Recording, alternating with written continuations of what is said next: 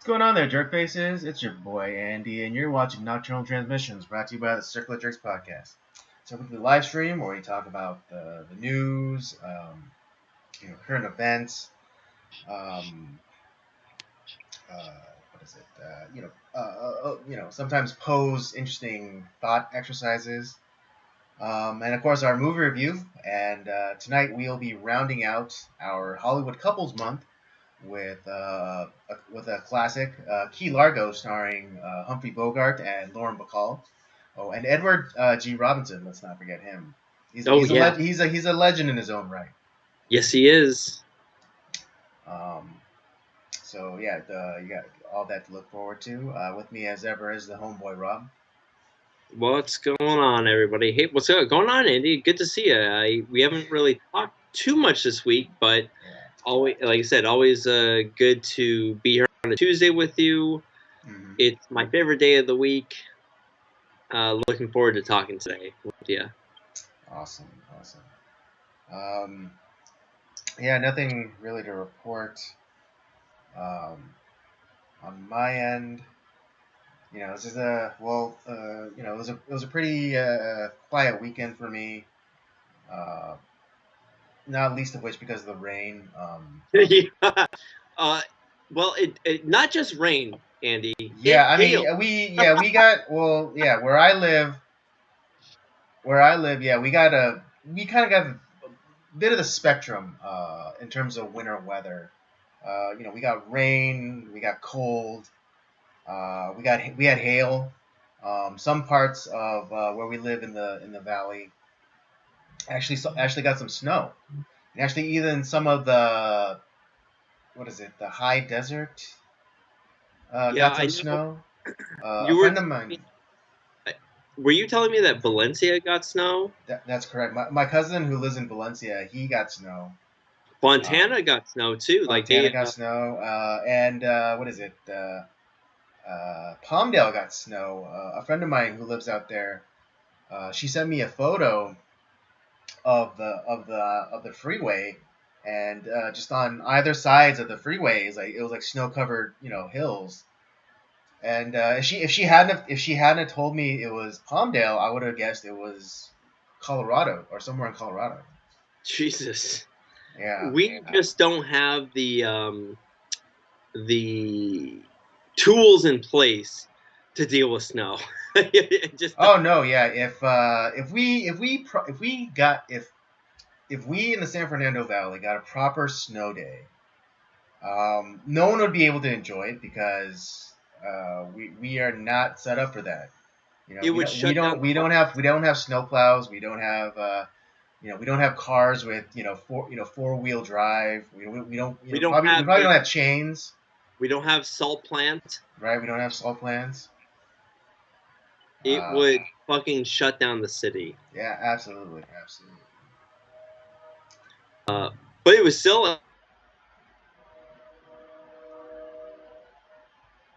like, Oh, yeah, it's just like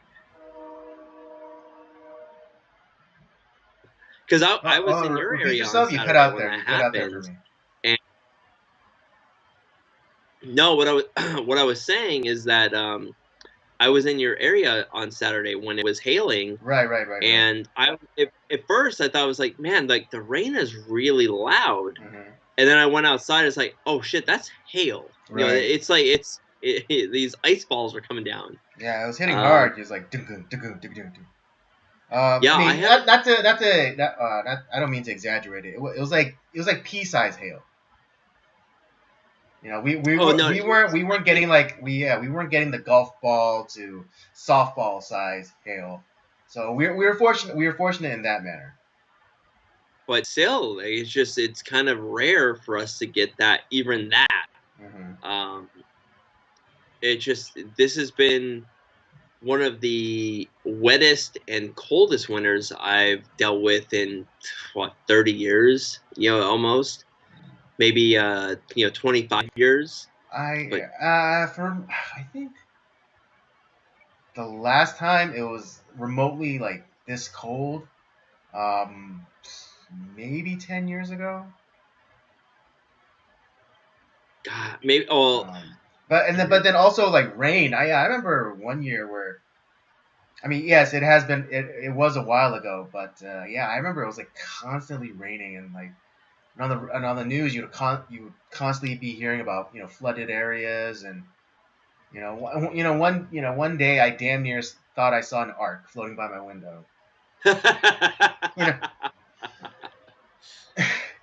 so, well, yeah, well, I mean, not to say that I'm that old, but live as long as I have. You've seen it before, but yeah, even snow. I remember back in like the late '80s, maybe early '90s, um, like a good amount of snowfall hit the Porter Ranch area.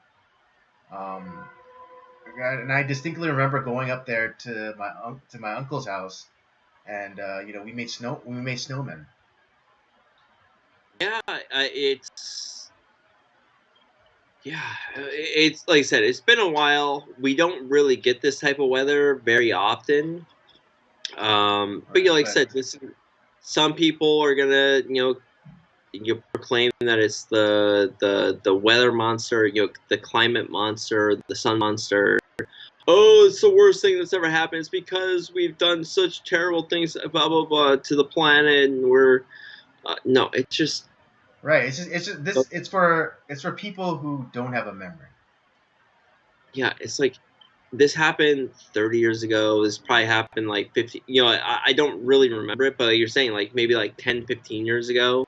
Yeah, I mean, at Um, least in terms of the amount of rain, because I do remember a time, a season where we did remember get a the lot of rain. Do you remember in the 90s, like when we had like the really like heavy rains for like 2 or 3 years every spring or whatever? Like it Oh was yeah, yeah. really I mean, and yeah. I mean that old adage, April flowers bringing May flowers.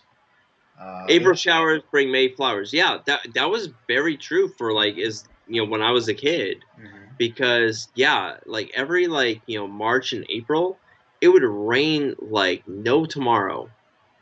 Um, and nowadays that's not necessarily true, but like I think it's like the weather patterns are shifting. Like so we're because we're so locked in to a certain like this 12-month schedule that we think like, oh well, at this time of the year it does this, and when we're in this time of the year it does that. It's like, well, that's yeah, that was true for a certain amount of time, but like these are just things that we created for like for timekeeping purposes. That doesn't mean that like Right. It's who not it's not a hard fast rule, because I mean yeah, we it's definitely we like definitely had sweltering. We definitely had sweltering winters before, and we also had frigid summers. yeah, It's like possible. there's nothing colder than a summer in San Francisco. I mean, there's a fucking song about that. It's like the other thing too is because we have like our oh, this is the start of spring, or this is the start of winter, this is the start of like this and that. It's like, well, it's not like, oh, on that day, like, oh, well, the weather changed, like, well, it's summer now, so I guess we have to be hot. That's not how it works. Those are just like kind of like timekeeping measures, and there are times where like when summer starts, maybe it's still a little cold, or when winter starts, maybe it's still a little bit of warm. It's still a little warm.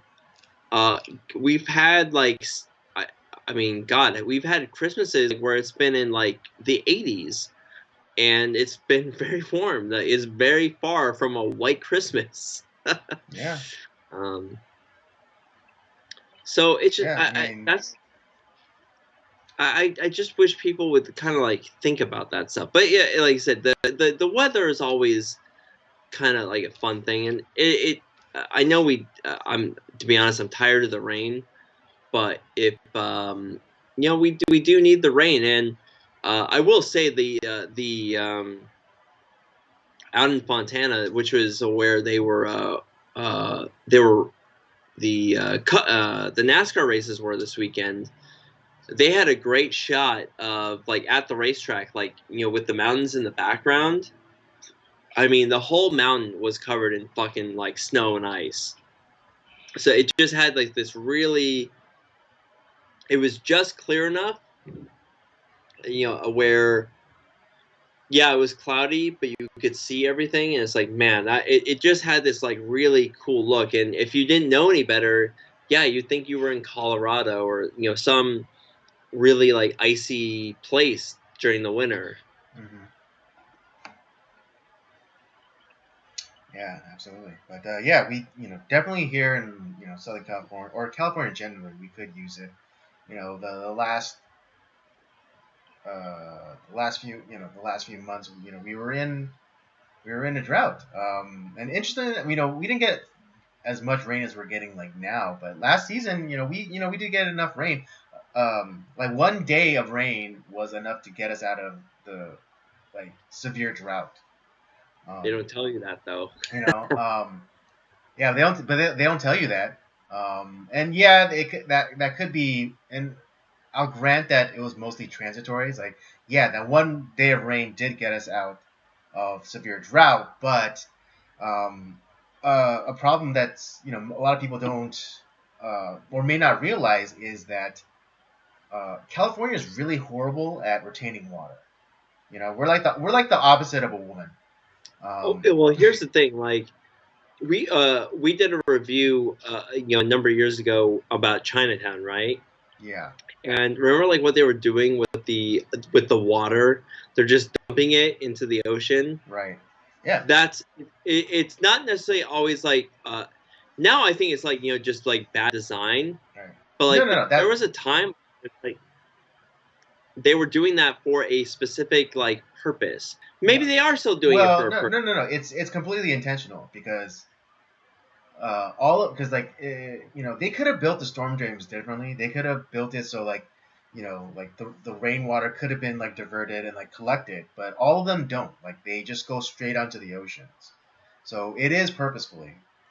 Um, but yeah, like what was it? There was an article recently. I forget which publication, but they shed the light on it that 95% of the initial water, initial rainwater that fell in California during the rainy period, 95% of it was let out into the ocean. Of course it uh, is. yeah, I mean, a state that's constantly teetering on drought and and the government like I remember when even in the municipal DWP here in Los Angeles County, they asked residents to cut back on their water usage, and and this was like during summer, and the citizens, God bless them, they met the challenge, right, and they were able to reduce their water usage. But guess what the DWP did? They hiked up the rates for water because but they weren't like people weren't using the water as much, so we weren't able to collect as much money, and so we had to let go of people. So now we have to raise rates. It's like there's no winning. This is where like this is where you dump the DWP, you tell them to go fuck themselves, and I hate that organization. They are the worst. Yeah, I mean that's The to be the agreed. But the yeah, energy like our the energy infrastructure rates is are just so through the wacky. fucking roof. It's ridiculous. Yeah, and I mean, and like why we haven't adopted like desalinization, I will never understand. It's like oh we It's need water. It's like we need water. It's like well we have this huge reservoir called the Pacific Ocean right here, on our we left. our fucking world is covered in what 80% water. Like yeah, Something okay, like that. yeah, the ocean is undrinkable, but that doesn't mean it will always remain that way.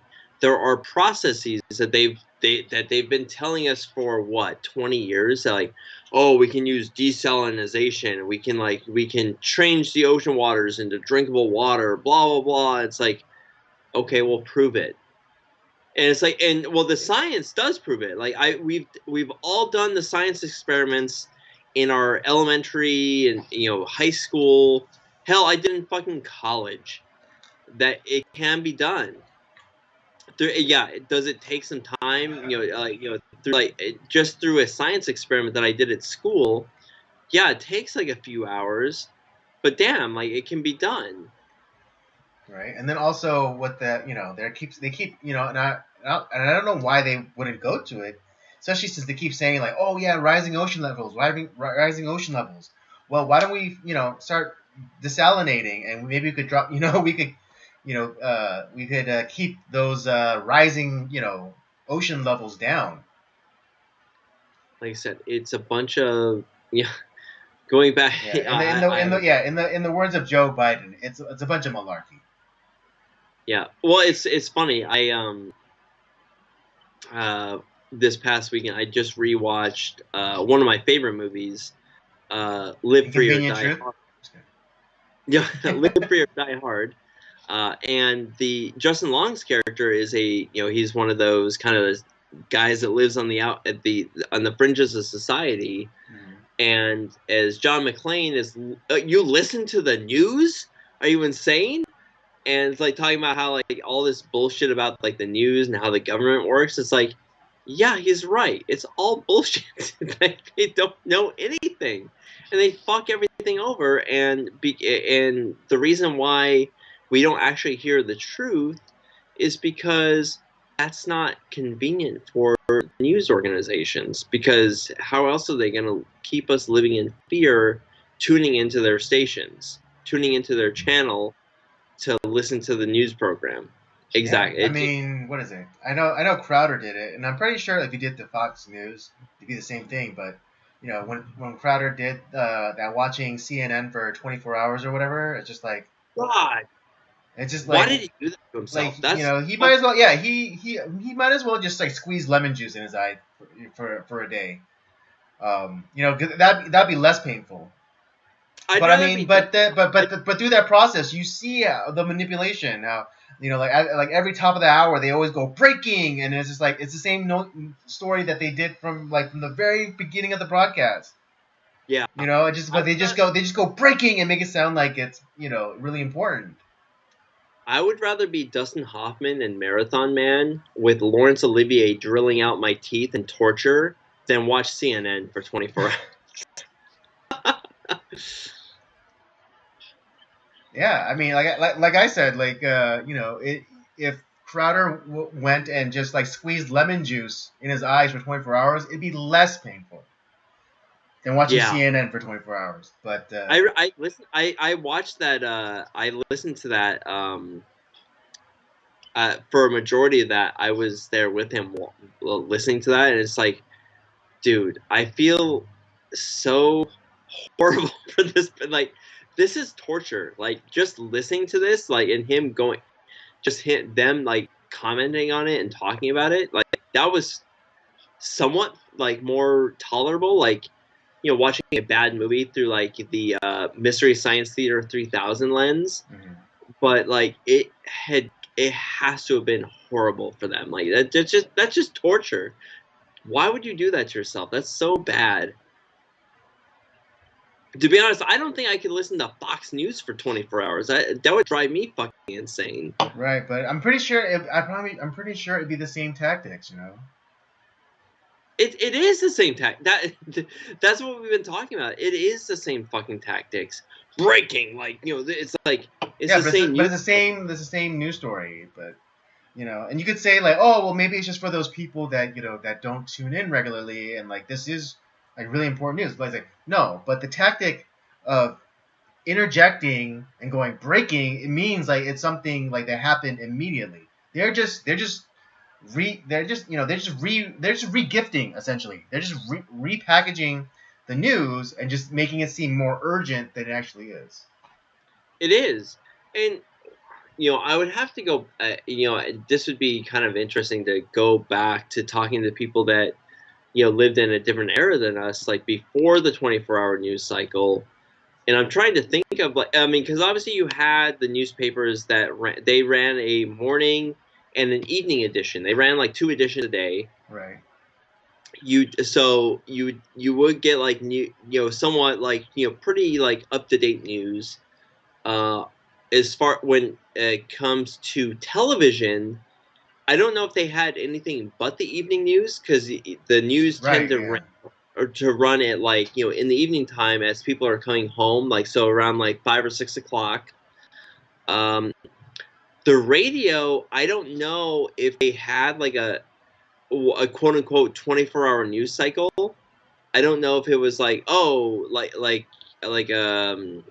I know there's like, KFI and like all these other like, Well, it probably served the same function as TV before TV.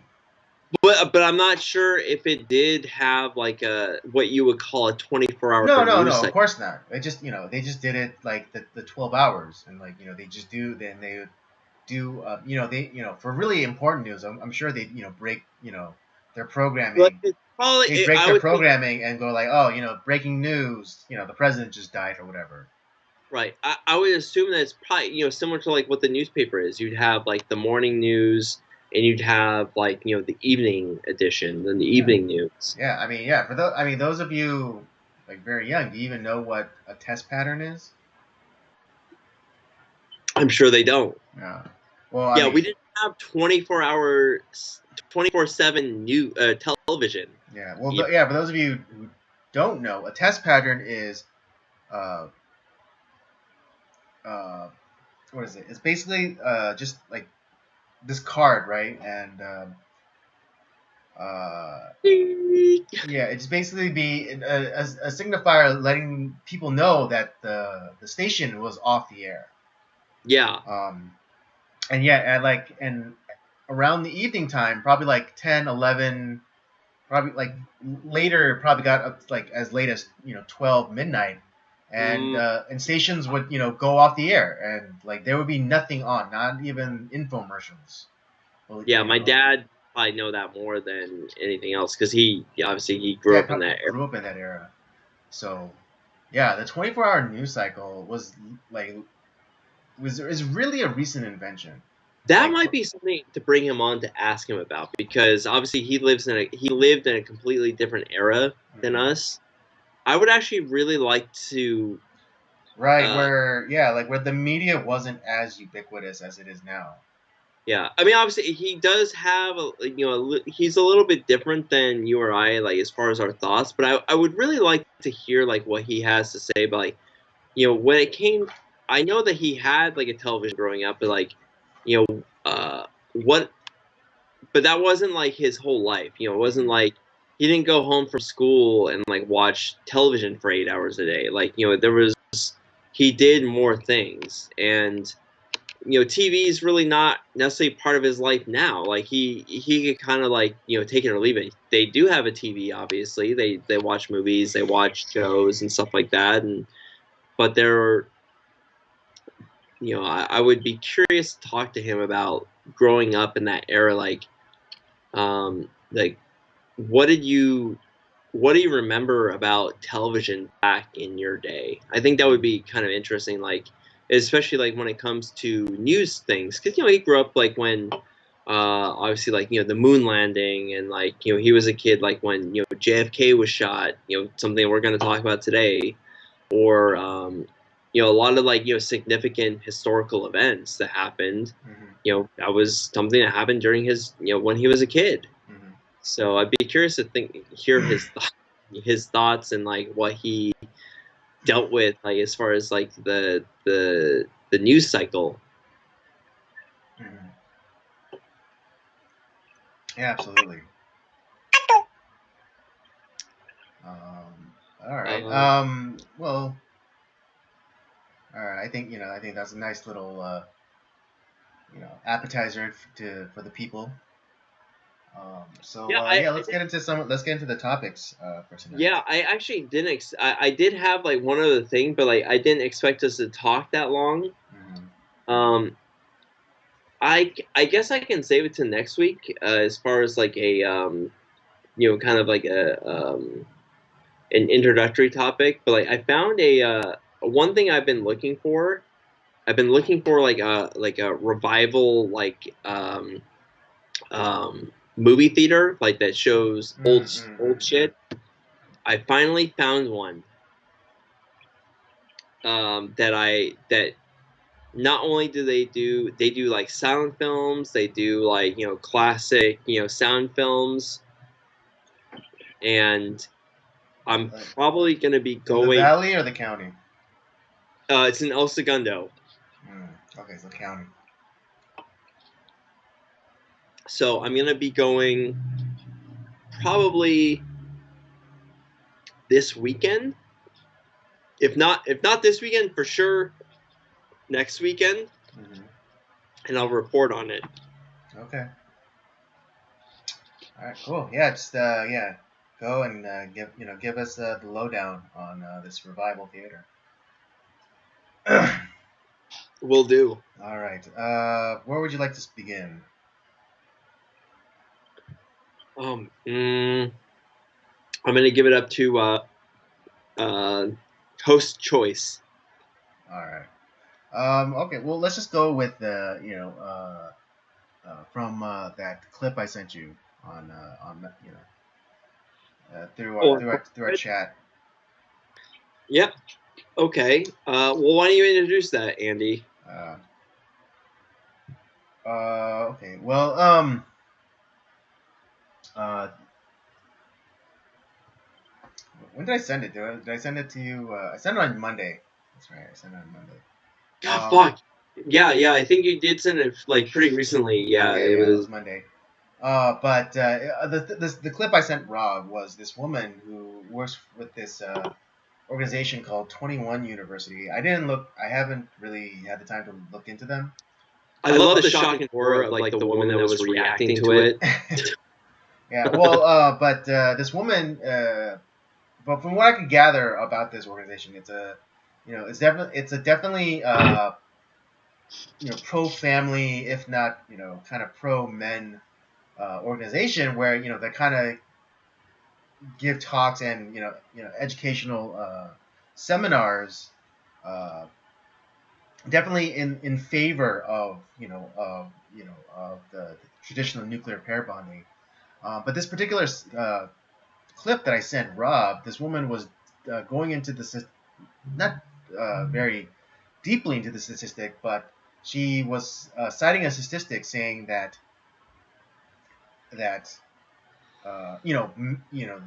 the nuclear family med woman being the ideal, but that uh,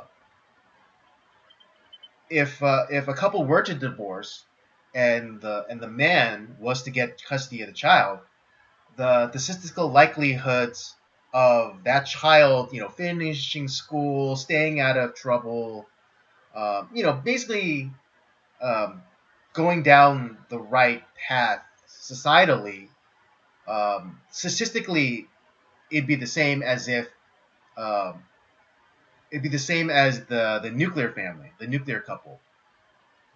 And for those, and some of you might hear the statistic and might be blowing your mind, but doing my own research into it, and again, I can't be sure that it was this person, but I'm fairly certain it was. But I do remember watching this debate with Thomas Sowell, and it was just like this is from like the 70s, I believe, or the late 80s, Yeah. or the early 80s. Yeah. And Thomas Sowell, an economist, he gave the exact same statistic back then, talking about how but I think again slightly modified. He said that if the woman was the provider and the man raised a child, the child had a better off, better the likely statistic was all of the good stuff, not finishing school, not getting into trouble, on and on and on. Which is it's funny because I have a couple of anecdotes about that too, because I have people that I know. One of a couple of my friends, one of my friends, his parents got divorced, right? Mm-hmm. And not that he was like I said, my friend, he was not a jerk or anything, like, it wasn't like he was it's not that like he was a troubled kid or anything like that. Like, he wasn't getting into trouble, do bad stuff. But like, his life with his mom was not really working out so well. Like, necessarily what, maybe not getting the best grades, wasn't keeping himself in good health, so on and so forth, right?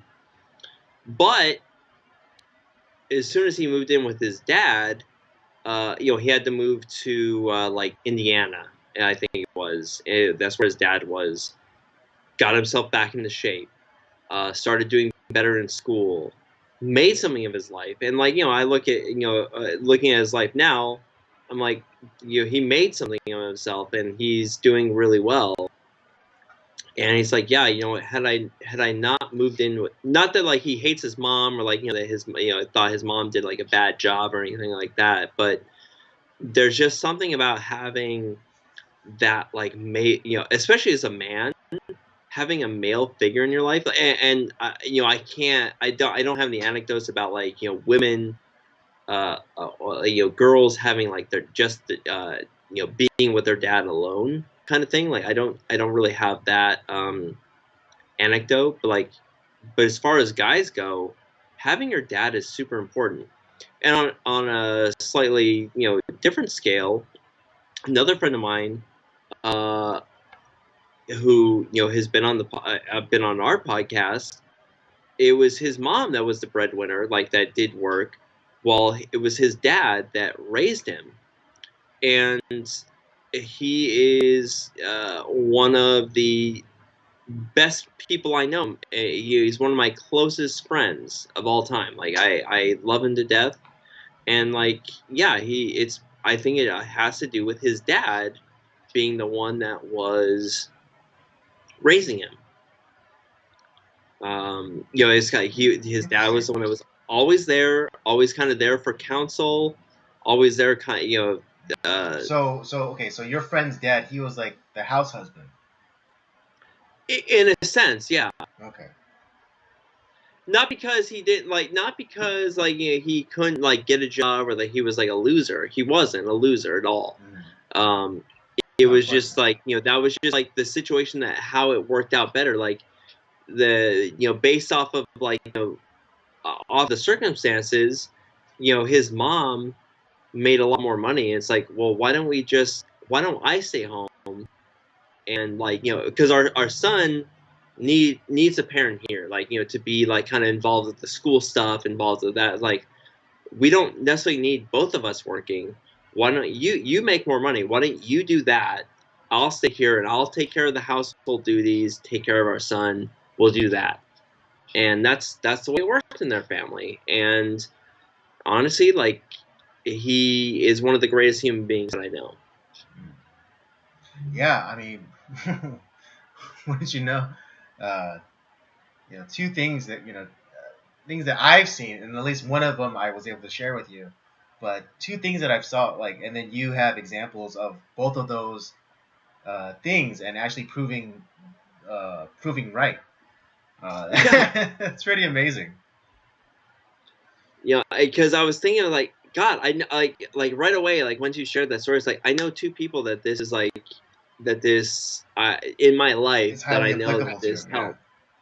And now, obviously, like having those situations, like obviously, like my one of my friends, he did have both his parents, so which is great, and the other one did not. Like it was kind of like split between two parents, which is not ideal. And then there's the people that like through whatever it be, like divorce or like death, they don't have like that second parent, and you're in a one parent household. That is one of the worst things that someone can go through, and it's not ideal. Whether like it's a single mom or a single dad, and it's hard. Right. Ideally, you want to have a household with like a mom and a dad. And obviously nowadays, like, oh, how dare you say that? Like it can be like two men and two women, and or a goat and a man, and like or whatever the hell else like they want to say nowadays. Right. Or it could be it could be one woman and like three guys, and or one girl and like one dude and a unicorn and a non-binary person.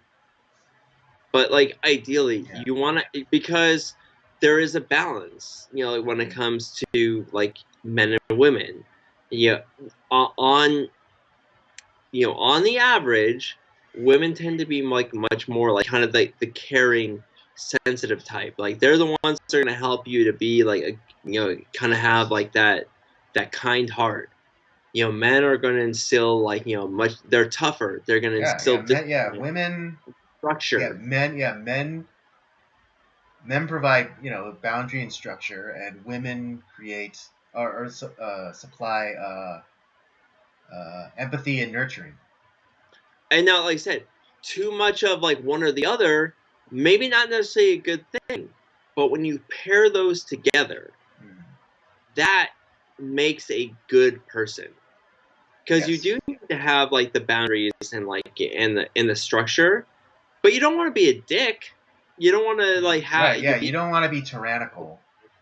Yeah, and that's where like like the mom will give you like, no, you need to be kind hearted. You need to think about other Right. people. Of course. Yeah.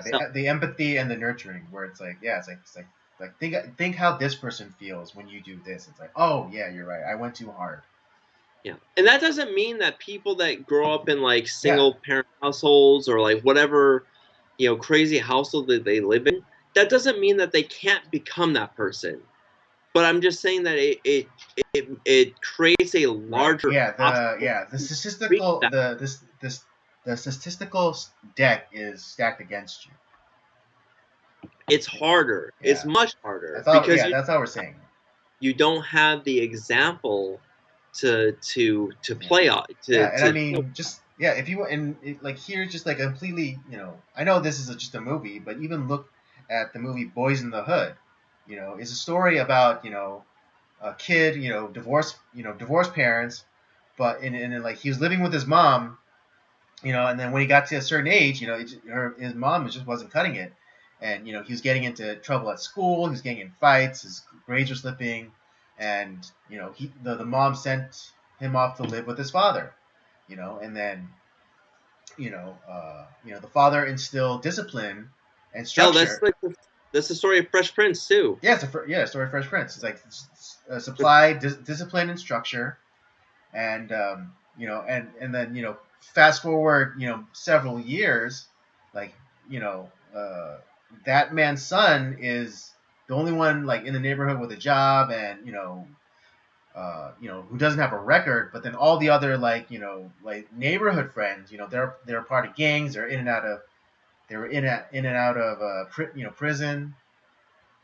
Yeah. One kid he winds up getting shot and paralyzed, from the waist down. Yeah. All because like two of his like best friends, like their mom was single, they had different daddies, um, and like one of them, I mean, one of them like went down the wrong path, and got into gangs, and had a record and all that. And one son, you could definitely see like the favoritism in that family, because the mom definitely you know put all of her energy into that one kid, so the Ricky kid, uh, to go and become get into college through a scholarship through football. Yeah. But you see that dynamic, you see that that split. And I know that this is just a movie, but that movie is based in reality, like that whole Yeah. situation. But yeah, it's like I said, I had a couple anecdotes, and like uh we see like even examples in like some of the movies that we watch, and just the stats that like the that are available. It's like, yeah, I, to be honest, having the man in some sort of like male figure in the life of a kid, like whether it be like whether it's like a son or a daughter. I, unfortunately, like sorry to say, like having the dad in the life is much more important than the mom in most Right. I mean, cases. yeah, and I mean, like, In I know the examples, I know the anecdotal evidence that you presented with sons, but I mean, I would imagine like it being very important, because the father will set the standard for the daughter. Like, So whatever guy she like thinks about getting with, They don't like become whores. no, but I'm saying like like if she grew up with her father, like that's the standard. And if he's a good and if he's a and if he's a good and if sorry if he's a good man, then that's a, that then that girl will be comparing all men she ever meets to her father. Yeah. And how much more beneficial is that? You know, that if a woman like has a good example of what what a man is, to then go out and be like, okay, you're not it, you're not it, you're not it, marginal. He's like, you're a good guy. Because in a, as weird as it is to say, in a lot of cases, you're either looking for someone the complete opposite of your family, or you're looking for someone exactly like the example in your family. Like if you're a Right. girl, a lot of people are either trying to like find someone like their dad, or trying to find a dad, and Right, which yeah. Which, yeah, like AKA, daddy issues girl, AKA, stripper, AKA, you know, let me you know. tell you, daddy girl issues are very fun. I mean, you're not wrong, but But that's not right. it's just not And that's ideal. Okay, let's just put, like let's just qualify it. It's not ideal. but if you're looking for a fun time, you look for a daddy issues girl. Yeah, yeah. But No, Robert, that's not right. Stop it. I know. Again, that isn't the ideal. But yeah, so I mean, yeah. Again, don't get it twisted and think that we're bashing women or whatever. We're not. We're not. We're Yeah, literally not. We're literally active. Like we want your flourishing. All right, women, we want you to flourish. We want you to absolutely have like the best life possible. All right, and we're not denigrating the role of the woman as as mother. Okay, we're not saying that she's not important. Okay, but what we're saying is that the man is as important as the woman. and like I said, I think moms are extremely important because without my mom, I probably wouldn't be. I tend to be a lot kinder. I think because, and I'm very thankful. I had both my parents, and my parents weren't. I wasn't constantly like watching my parents fight and bitch at each other, beat each other up or whatever. It was I didn't have I didn't grow up in like some sort of crazy like alcoholic family, anything like that. In fact, I grew up in a very stable home. And so in a lot of ways, yeah, was my dad kind of like a tough guy at times? Sure. And I learned a lot from my dad. Yet, like when I look at my mom was the one that was all around. She was the stay-at-home mom, but I have a lot of like my empathy and kindness, through my mom. But then there's also times like where it was like my mom that was like kind of like, oh my god, why are you like being such a jerk, mom? And that was my Yeah, dad no, that was sometimes yeah, sometimes mom can be stone cold bitches. dude, like my mom like would get real tough sometimes, and like and it's like, oh, I'm gonna go to dad. Maybe he'll be nicer this time. Yeah, And there no, was I mean, just recently there was a situation where uh my mom like nearly like attacked, like literally attacked, like not like she almost attacked me, like physically, because she was so pissed off at me, and my dad was the one who restrained her. yeah, And that was usually the opposite. The shoe was on the the other foot. Usually in those kinds of situations, if I right, right, if I yeah. pissed off my parents, it's like usually my dad would be like coming after me, and my mom like getting in between us. But But this one time, it yeah, just this kind one of took. time, yeah, so it happens. So Yeah, it's like what we are talking about is that, like, one, if you were lucky enough to have both your parents, whether maybe your parents aren't necessarily, like, the best people, like, they're, and you have to remember, yeah, they're flawed. They are, they are just people, just like you and me. They're flawed, and that's okay. And there are parents out there that are just not good people. They probably shouldn't have had kids, and they abuse you. They do terrible things. They're, God forbid, sexually abusive, and honestly, all those people should be, like, hung. But the if you are lucky enough to have two loving parents, one, they love each other and that they love you at the same time, man, you're on third base already. Mm-hmm. It doesn't matter, like, if you're, rich or poor, you're on third base.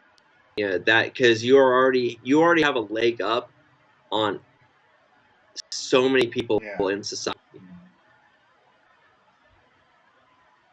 And the thing is, if you have, like, a good, like, even if, like, through, like, some sort of horrible tragedy, whether it be through divorce or through death, if you have a good dad, man, you have, maybe you've hit at least a single, you or a double. It's like Yeah. you're in a good spot. Yeah, and I mean, And yeah, like we, and yes, and there's, again, not all, but there is a portion, of women who poison their children against their fathers, and again, yeah, my sympathies. once again, a person that I am very close friends with. I consider him a brother. We've had him on the podcast. He unfortunately is divorced from his wife, his wife is a fucking bitch Hmm. who has tried to alienate his children from him. It's really horrible. Mm. It's like, man, every time I listen, I talk to him. It's like, I am so glad I don't have your life. It's so. Every time I hear him, it's like, dude, your life sounds so depressing. And I was like, you know what? I kind of, after I hang out with him, I was like, you know what? My life's pretty good. It's like, it is not that. Right. It's just, good God. And he's such a good guy. Hmm.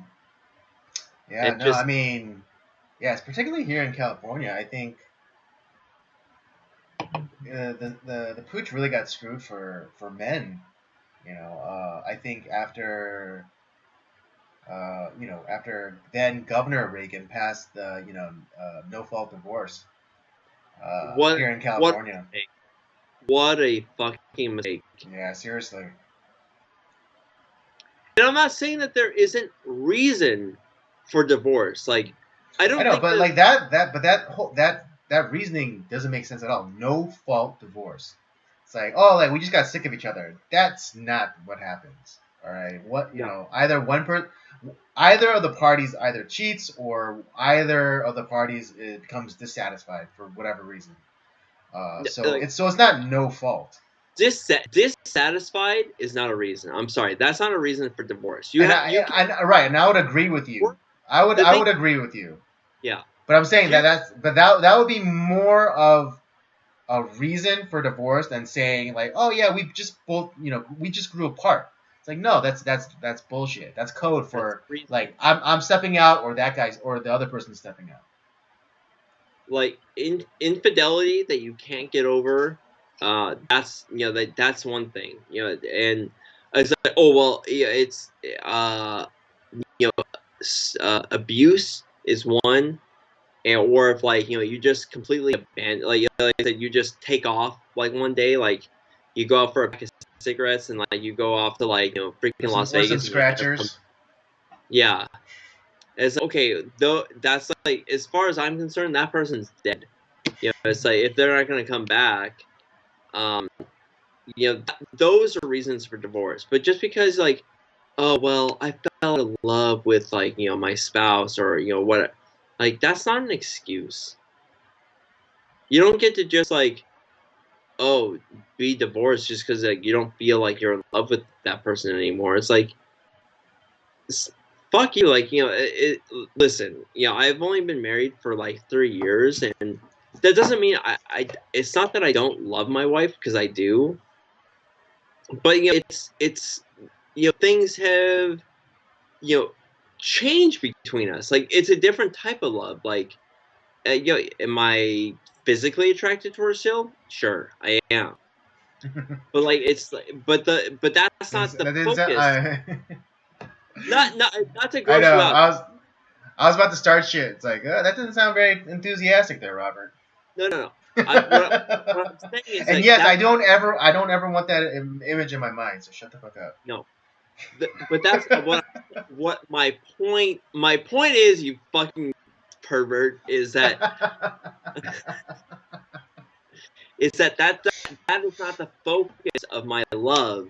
It's not necessarily. It's not just the physical, but it's more of like trying to take care of like her mind and her soul and her heart. Like, that's more important to me than like the physical aspect. That I love the other aspects of her more than just that. That's what I mean. Like, it's um and there's a lot of people that like they get married because there's this like maybe a strong physical attraction, or like this person like did this for me, and I'm lonely, so I'm gonna be with this person. But then that's all it ends up becoming, and it's it that but and that is, well, I'm not in love with you anymore, I changed. No, you didn't. You were always that person. It's Right. just like you weren't really in love with that person to begin with, because you're trying to work it Yeah, out. yeah. It's like the whole idea of like, oh, you were in love with the idea of that person. Bingo. That's what I'm getting to. Mm-hmm. Which is where like I know that I'm probably not going to get a divorce. Does my wife drive me fucking crazy?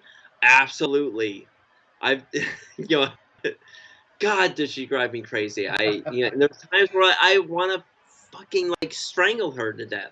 Right. And again, But I don't do it. I don't do it. yeah. I don't hit her. I don't physically attack her, because no, that's wrong. Well, I mean, your wife is a small woman, so if you did attack her, you'd like send her through a wall. Exactly. But the thing is, I, I still I will still fight to the death for her, because I do love her. Right. Yeah, and It's not this whole notion for marrying for love it's so new. It really is in the history of the world. Even the whole notion of marrying for love is so new because I mean, it is. because before it was just like all set up like between families, and I mean, for better or worse, marriages were a means of wealth acquisition. Because like like say you owned you say you owned a farm and you wanted to expand, and like your neighbor has like a pretty your neighbor, the farmer next door who shares land with you. It's like um, your land may be bigger than his, but he is able to produce more and have like help laborers, right? And so oh Right. well, like, and then so you have a son, and and that farmer has a daughter. It's like, oh, like how can I how could I gain some of his resources? You marry your son off to that farmer's daughter, Bingo. right? And so like you guys increase your land, but then it's a mutual beneficial thing where it's like so you get the benefit of that smaller farmer's labor, but then the smaller farmer gets the benefit of increasing his property, Yeah. It's right? And it all stays within the family of that union between large farmer's son and small farmer's daughter, exactly. right? And then if you want to go like even like to like more geopolitically, just think of the European royals and how like incestuous Yeah. that got, and that was like mostly to prevent wars, you know. Good lord. Like I mean, think of like in Braveheart, the English king married his son off to the French king's daughter, and that was to prevent Gay son. war. His gay son. Yeah, his gay son. But yeah, but that. But that was a means to prevent war and for England to gain an ally. God, we need to do that movie at some point. So good, so good. I love Braveheart so much. I mean, it's Lucy as all hell to like the actual history of like William Oh, Wallace who and all gives that a stuff. like? It's not historically accurate in any way, shape, or form. Yeah, I mean, except for like the name William Wallace. Yeah, but the movie is fucking amazing. Yeah, it's great. Um,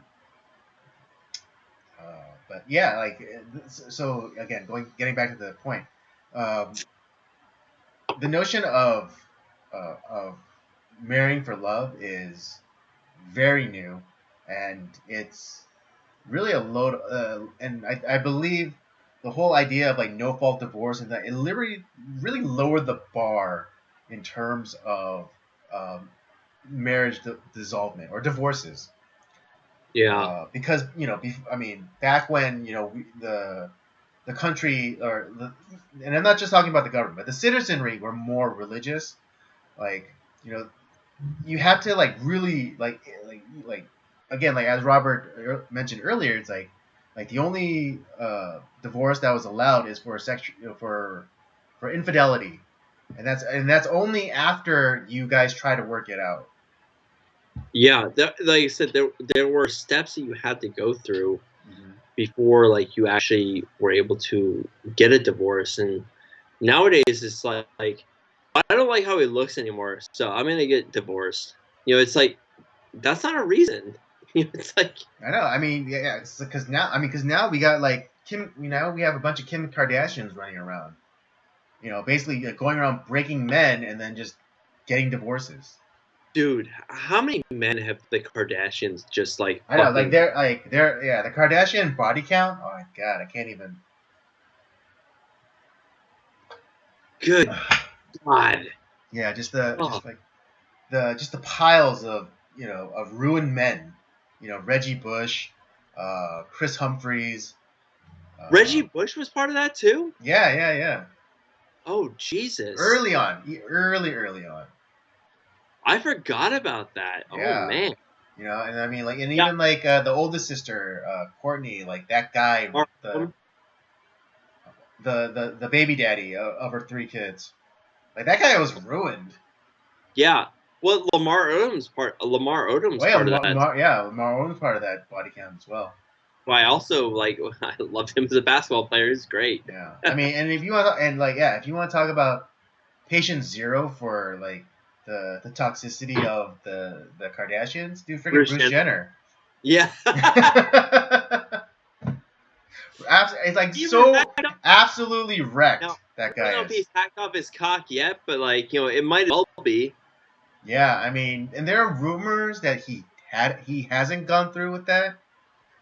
I don't Um, think he has. I don't think so either. I really don't.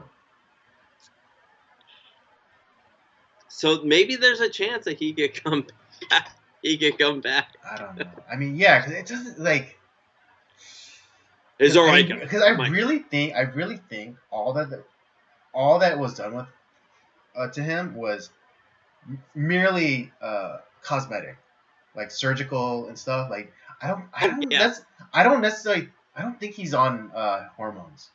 no, because I think he went to Joan Rivers's like Plastic plastic surgeons, surgeons, yeah. where like I mean it looks like his like cheeks are stapled back to his fucking temples. I mean it's Hmm. just like so I know. he It's just like one step lower than like the lion lady. God he looks fucking gross.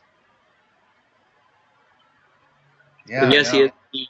And yes, I still call him Bruce Jenner. It's just so sorry. I mean, yeah, I know like where you stand and everything, but I as someone who has changed their name, I understand that. I understand that the whole name change thing, but I will always refer to Caitlin Bruce as he. Here's the one thing: you change your name from like one male name to another male name. Okay. But what about like the kind of unisex names like Ashley? Okay, that's fine. That's a different. Caitlin is not a unisex name. Fair enough. If you Yeah, I like, mean, I let's say, and I no, get it. okay. I get it. Let's say you named change your name to like Ashley or Tracy or like some other Or unisex Morgan. name. Morgan. Those are unisex names. Mhm. Yeah, fine, not a problem. Morgan Chung. That's your name now. Like that's fine. Not a big deal. That's a much more like Anglo-Saxon name, if you will. Um, but you didn't change your name to like fucking Courtney. you know, it's like- Yeah, I mean, yeah, I get it. Yeah, I get it. Because the female name just kind of like reinforces the she-ness. yeah, that's why I'm like, that's not your name. I'm sorry. Yeah, but I mean, Because I, actually, you know what? A really good point that someone brought up recently was that the whole idea of pronouns is, well, yes, like preferred pronouns is just straight up tyranny, point stop. But you only use pronouns when the person is not in your immediate proximity. So what does it matter? I don't care. Like if they're, Yeah, no, that's the point. It's like here's the thing though. if that person was you know was standing right in front of me, I would not use the pronouns. I would just say call them by their name, right? So that person like will never hear these pronouns about them. I'm not So gonna so call them so like so the whole point is about control. I'm not gonna call them a she wolf or whatever the fuck they want to be called. Well, no, that's what I'm saying. Like you are rarely gonna use the pronoun in their presence, right? Because like whenever you use a Point. pronoun, you are referring to them. You're not directly talking to them.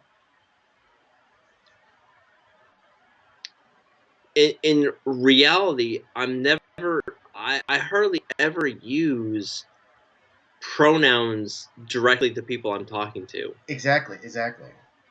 So that the reason like why this ends up becoming a thing, this is a problem with like the probably with the university system too, because you're dealing with people like you're in a classroom with like maybe 100 people. I don't know what your fucking name is. Yeah, Right, you over exactly. there in the corner. Yeah, you guy over there. I'm not a guy. I'm a fucking woman. Well, you have a 5 o'clock shadow, so I assumed you're a guy. So it's like that's where like the thing like I am a griffin. How dare you refer to me as a whatever the fuck that they want to be called? Like it's like come on, just stop it. Right. Okay. Well, in the context of universities, then yeah, I understand. But generally speaking, in real life, you're never gonna say the pronoun to the person standing in the room with you. You just say It's you would just call them their name. most likely, yeah, unless like I said, unless you don't know the person. Yeah, exactly. If you don't know the person, It's ma'am. it's ma'am. It's like, all right, dude. And if someone came to me that aggressively, I'm like, I'm gonna do the because I'm an asshole.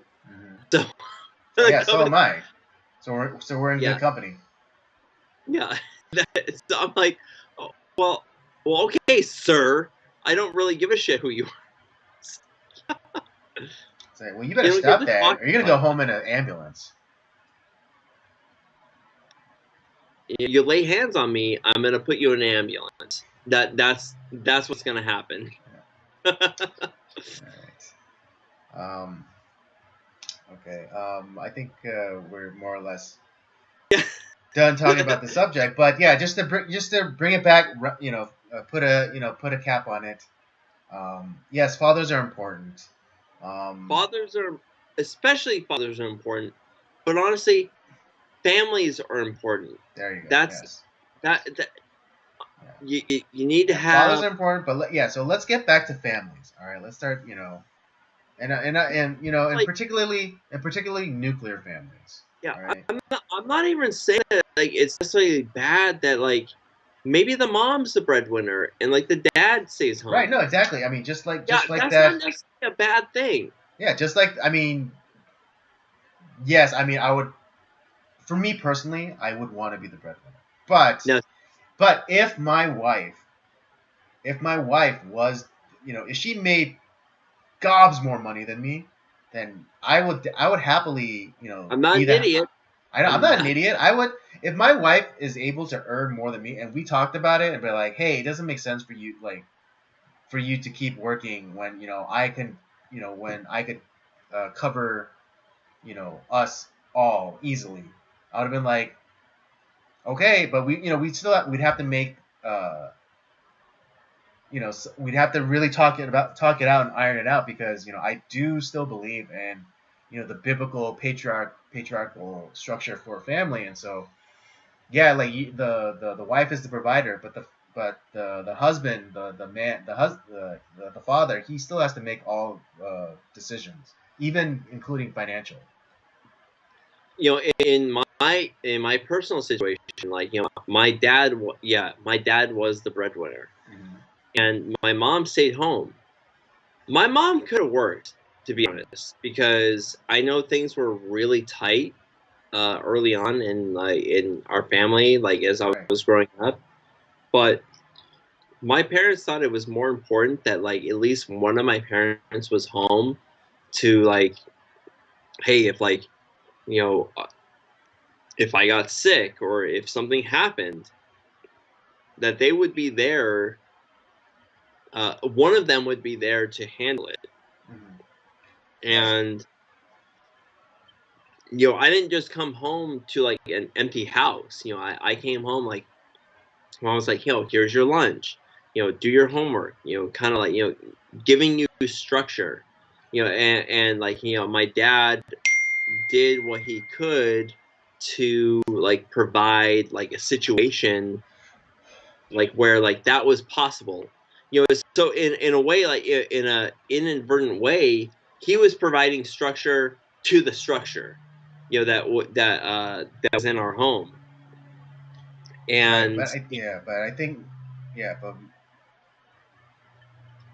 I think if we're gonna promote families, then we also have. I mean, again, this is just my personal preference, and I think a clear, like, biblical perspective is important, and that I think let's say, like, the positions were flipped, and it was like, if I were to get married and I got married to a woman who made vastly more money than me, then I would still want to be, I still want to make the decisions, even if I took the role of like caregiver.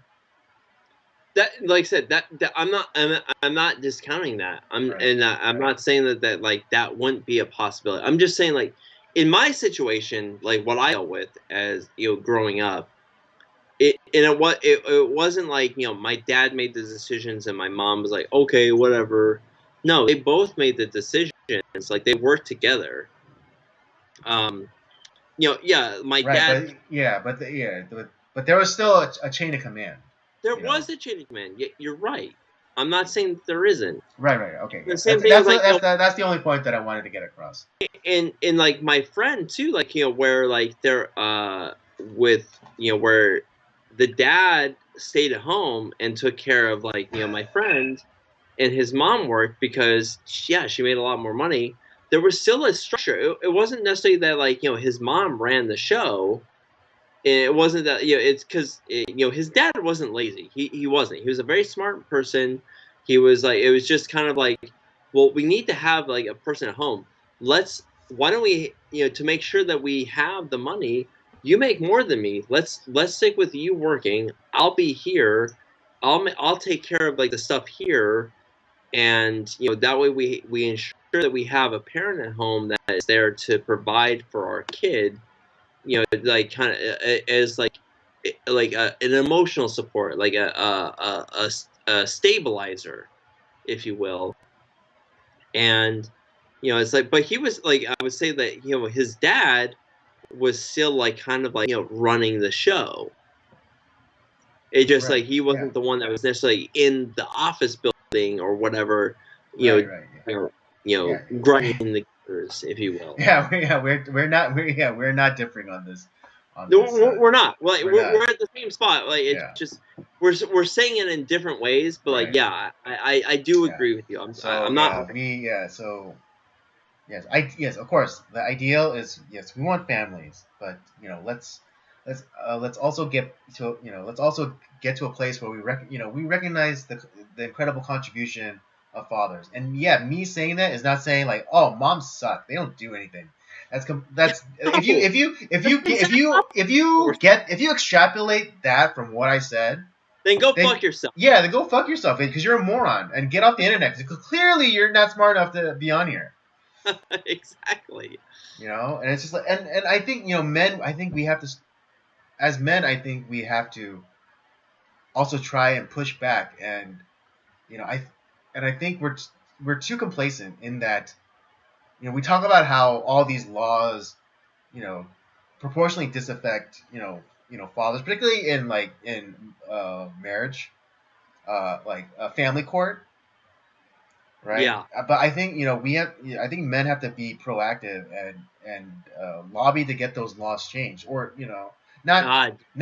not like like crazy overcorrection of like the pendulum, but like get it more towards the center and be like, all right, from now on, whoever makes the will take into account of finances. If the wife legitimately makes more money than the man, will give primary custody to you know the to the men if like some sort of arrangement can't be worked out between either parties. But like I think men need to start getting activated and changing some of the laws. There definitely needs to be some sort of change. Like I said, I understand like why some of those laws are in place, but I think like it like his skewed to a certain degree, but that doesn't mean that his skewed because of all the right in all the right reasons. Like, I think there needs to be much more of a balance. Right. And okay, and fucked up part of it, I haven't been able to substantiate this, but what I heard was the reason why judges award such, let's say, extravagant child support payouts to women is because they actually get a cut. What? Like a portion of it, like I forget how it was. I forget exactly the details, so please don't hold me to this. I'm gonna look into it myself. Fuck that. But some part of the settlement goes to like a judicial pension thing or something Oh, fuck for that. the judges. If that's the truth, Uh-huh. they can go fuck themselves. Yeah, no. When I heard this, I was like, "Are you fucking kidding me?" So not only is the woman trying to screw you over, but the judge is trying to screw you over. If that's true, Mm-hmm. man, fuck Dude, that. I know. Burn the whole thing down. Kill it with fire. Kill it with fire. Yeah, I hope to God that is not true. I know, me too. Oh my God, when I heard this, I was like, no, that can't be true. That is just too evil to be true. That it feels evil. Yeah, Oh God. Yeah, I mean, I really have to look into this. I really have to look into this. Oh my God, Boo. Yeah, I mean, yeah. Again, I really hope this isn't true. I hope this was, this is just like, I don't know, yeah, but it just sounds so evil. I'm gonna that's a fabrication. It's like the idea that the judge gets the benefit. I mean, maybe not, right away, but like if like part of that the child support or whatever, part of that payout goes into judges like pension plans. That is fucking That's vile. horrible. That is just vile. But yeah, but again, I'm gonna look into this. I'm gonna see like what's up. If that's true, please let me know, because Yeah. that is something we need to fight against. Seriously. All right. Uh, let's go on to the next topic. And as Robert teased earlier on, we are going to be talking about the JFK assassination. So, Rob, why don't you Man, take it we're away? really treading some new territory here. I know, right? No one's ever talked about the JFK assassination. No, I was just like, we've talked about, like, the story is just so fucking weird, and we've talked about a variety of, like, kind of the conspiracy theories of things, and I know Andy has some thoughts about things that have happened in the world that maybe I don't necessarily agree with him with, but I really want to get his thoughts on the JFK assassination, like what he actually thought about it, because there's like 100 million different theories out there about what happened, and at the very least, no matter like where you stand as far as like conspiracies go, you got to admit that this is one of the fucking weirdest ones that are out there. And it's not like, oh well, he's actually alive in, like, in Guantanamo Bay, and, like, it's no, he was actually assassinated. We're not saying that, but the who did it, who is behind it, all that stuff. It's really weird. Yeah, absolutely. Yeah, and actually, this was JFK was my first introduction into the whole idea of conspiracy theories. Um, I mean, just before the school system got all messed up. Um, when I was in high school, a history teacher um, who really did love teaching. Shout out to you, Mr. Hayes. Uh, he, he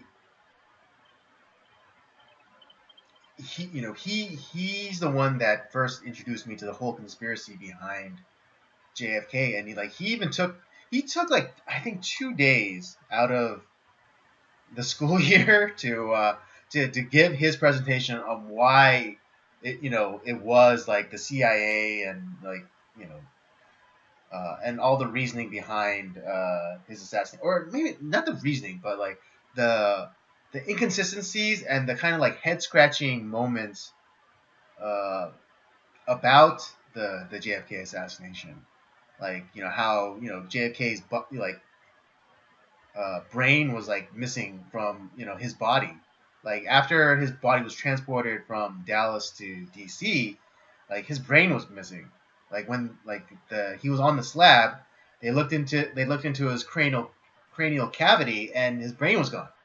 It's like what, like where does brain go? And what is it? And I mean, if you just think about it, like if someone who got shot in the head, um, you would think that examining his brain would, be very enlightening. Not, like I mean, just ballistics alone would give you a treasure trove of information about like where the like the position of like the shooter and and the angles and all that stuff. Um, so yeah, I really have to give it up to my high school history teacher for first introducing me to the whole JFK conspiracy. He actually gifted me last day of the school year, he gifted me a CD-ROM of his entire presentation, and I still have it somewhere. But I can't seem to find it. Are you sure that the government didn't like sneak into your place and like steal it? I know they knew that I was going to become this successful podcaster and talk about this, and they're like, no, we can't have that. We have to shut that gook down. Yeah. Oh Jesus. The uh yeah, because there's so many different. There's Lee Harvey Oswald is such a weirdo. Mm-hmm. Uh, because yeah, he's a commie essentially. Right, But like, but he was he was so he was too obvious as a but because here's the thing though, the communists didn't like him. Like he ended right, up yeah, like he went he ended up to yeah, the commies ended up kicking him out of Russia. yeah, like ended up hating Russia. Let him. He's like he defected to the Soviet Union. It's like, oh well, this sucks. And then he like went to America, but yet at the same time hated America. So he was kind of a guy without a country to begin with, and he's a weirdo. Mm-hmm. Nobody liked him. Like his wife hated him too. Like his like His Russian wife, wife yeah, his hated Russian him. wife, yeah. And yeah, like he had already had like a bunch of like anti-government, anti-American government sentiments. Mm-hmm. So sure, it makes and he was involved, like no doubt about it. Mm-hmm. But there's a lot of evidence that shows that he is not the only shooter, right? Like Right. so, and I think it just happens to be that um he is a great scapegoat, and I am sure that in some form or fashion, whoever it is, that the mob was hired to make sure that he stayed the scapegoat, and that's why he was killed. Right. I mean, think about it. Like Lee Harvey Oswald was assassinated. Like ironically, he was assassinated while handcuffed to a cop. Mm-hmm. Like like you have like as pissed off as someone might be that the average American thinking that this guy killed the president Well, and like first of all, like, would be like so like frothing at the mouth angry that he would go and kill him in police custody. yeah, and there is like this That's insane. conspiracy, That's insane. like, yeah, there's the conspiracy, like, oh well, the mob hated JFK because they helped get him elected, and then like the mob, Yeah, he turned on them, and like he sicked the Justice Department on them. no. Here's why I don't think that I don't quite buy that exactly. Right, neither do I. It makes more sense that because they were paid off, like, oh, we got our money or whatever, and they probably got another payment to like, well, there's some sort of, like, I don't know who it is, but I'm sure that there was some sort of, because Jack Ruby was connected to the mob. He was a mobster. And so why would you shoot Lee Harvey Oswald? Like, as far as, some people think it's like, oh, well, he was hired, this guy was hired by the mob, so we're going to kill him to make sure he doesn't talk. Like, listen, that guy, like, he is fucking Looney Tunes. He's a fucking commie weirdo that nobody liked. God, and the mob hates communists. Like, why would they like why would they hire this guy?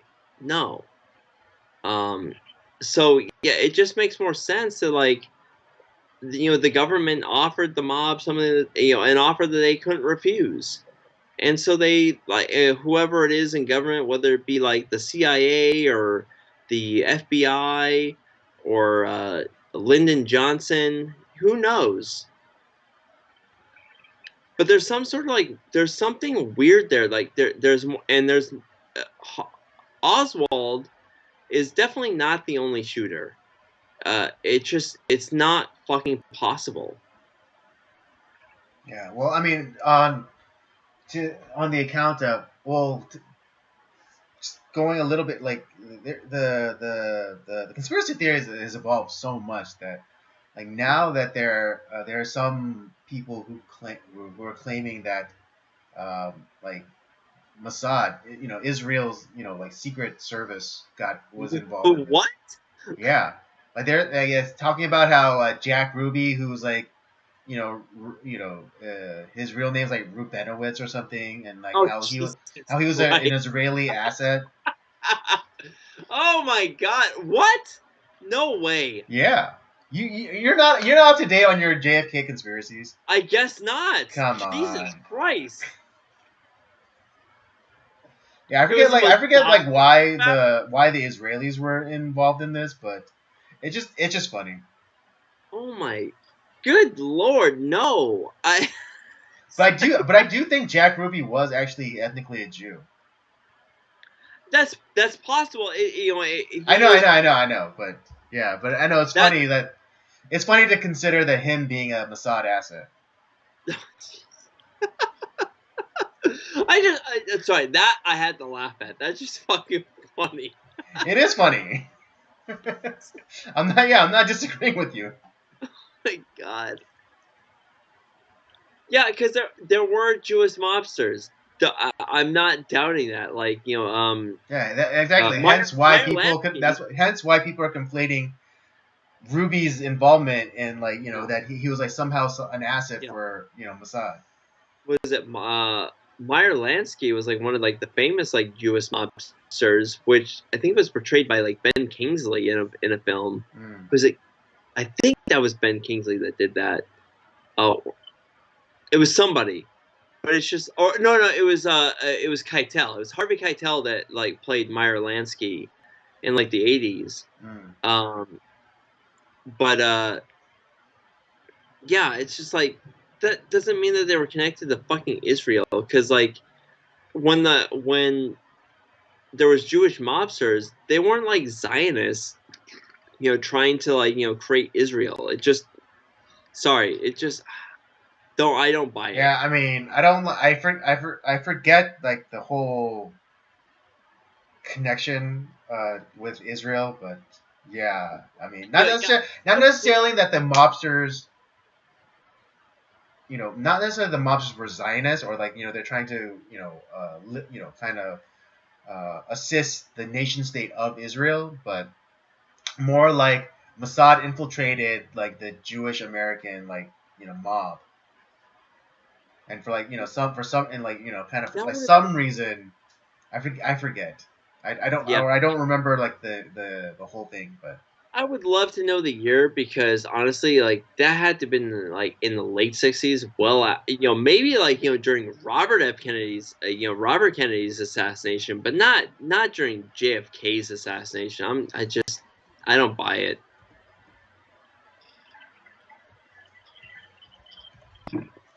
But I would. But what are your we all kind of know like a bunch of the theories that are involved in that. mm-hmm. But I am more curious. What do you think actually happened? Like, yeah, Wait, I'm not. when was Kennedy assassinated? That was 63, I think. Okay. Yeah, 1963.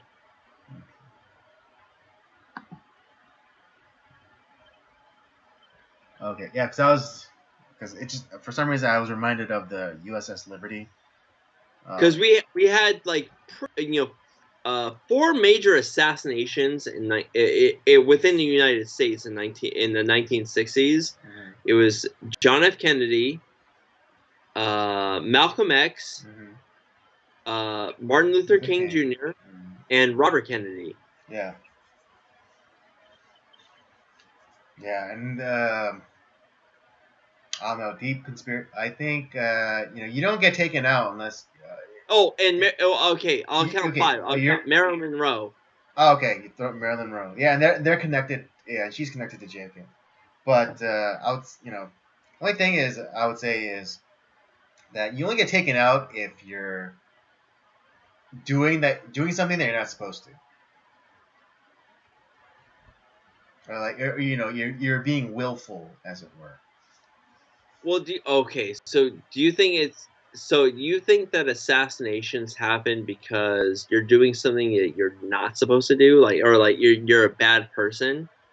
Like, do you think that? No, not no, but whoever's controlling you, you're going against them. So, okay, because I know that there's been like 4 presidential assassinations, right? Mm-hmm. Well, we've already talked about Lincoln, which is might actually be like might be I know. the It might case. have actually been the best thing that ever happened. But then we have it was it there was Garfield, I believe, that was Yeah. assassinated. Then there was McKinley. Yeah. Oh yeah. For some reason, I was thinking of Harrison, but he died No, while in Harrison office. died in office because he was a freaking numbskull and like decided like he wanted to. I'm not old. I'm gonna stay out in this like 20. Right. That's right. He died from a cold. That's right. Yeah, yeah. Because he decided he wanted like I want to be out in -10-degree weather and like prove that I'm a vigorous young person, even though I'm Right. a Yeah. He's like, yeah. Oh dumbass. my God, he pulled the Biden. I was like, oh, Actually, push-up contest. technically, like what I think actually happened is like why there were so many deaths, like from like Henry Harrison on until at least until like the Lincoln administration, is because the water that was like running through that area at the time was actually contaminated, Oh yeah. um, and they didn't clean it up until Yeah. like But yeah, Potomac was a fucking cesspool. yeah, and that's actually probably what killed William Henry Harrison was the really bad water. Yeah. I mean, all Uh, disease comes from basically poop in the water. yeah, but that's another story for another time. Right. Right. But Right. no, there's been 4 like actual like killings Mm. when it comes to presidents. There was Abraham Lincoln was the first. Then it was I think it was Garfield. I might be wrong on the name. Mm. Then it was McKinley, which was the that's how Calvin Coolidge came into power, I believe. Was it, no, it was like 1900. No. That let me hold on one second. Let me look that up because I want to make sure I have that right. I believe it was McKinley. McKinley. Yeah, let me pull that up. Yeah, it was McKinley, and then it was Kennedy. Kennedy was the last one that was assassinated. There's been attempts. Reagan Right. was an attempt. Mm-hmm. And well, if you're then talking about political assassinations, then who's that Georgia governor that got assassinated? Oh, that's a great question. Yeah, he was running for president, but he got assassinated. I think he was the governor of Georgia. I only remember because Forrest Gump. Oh, right, yeah. Uh, Oh, it was what was it William McKinley?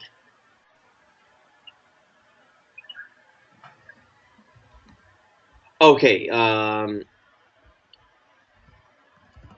like he was the president before. Yeah, that's right. He was the president before Roosevelt, Theodore Roosevelt, because he was shot in Buffalo. That's right. Yeah.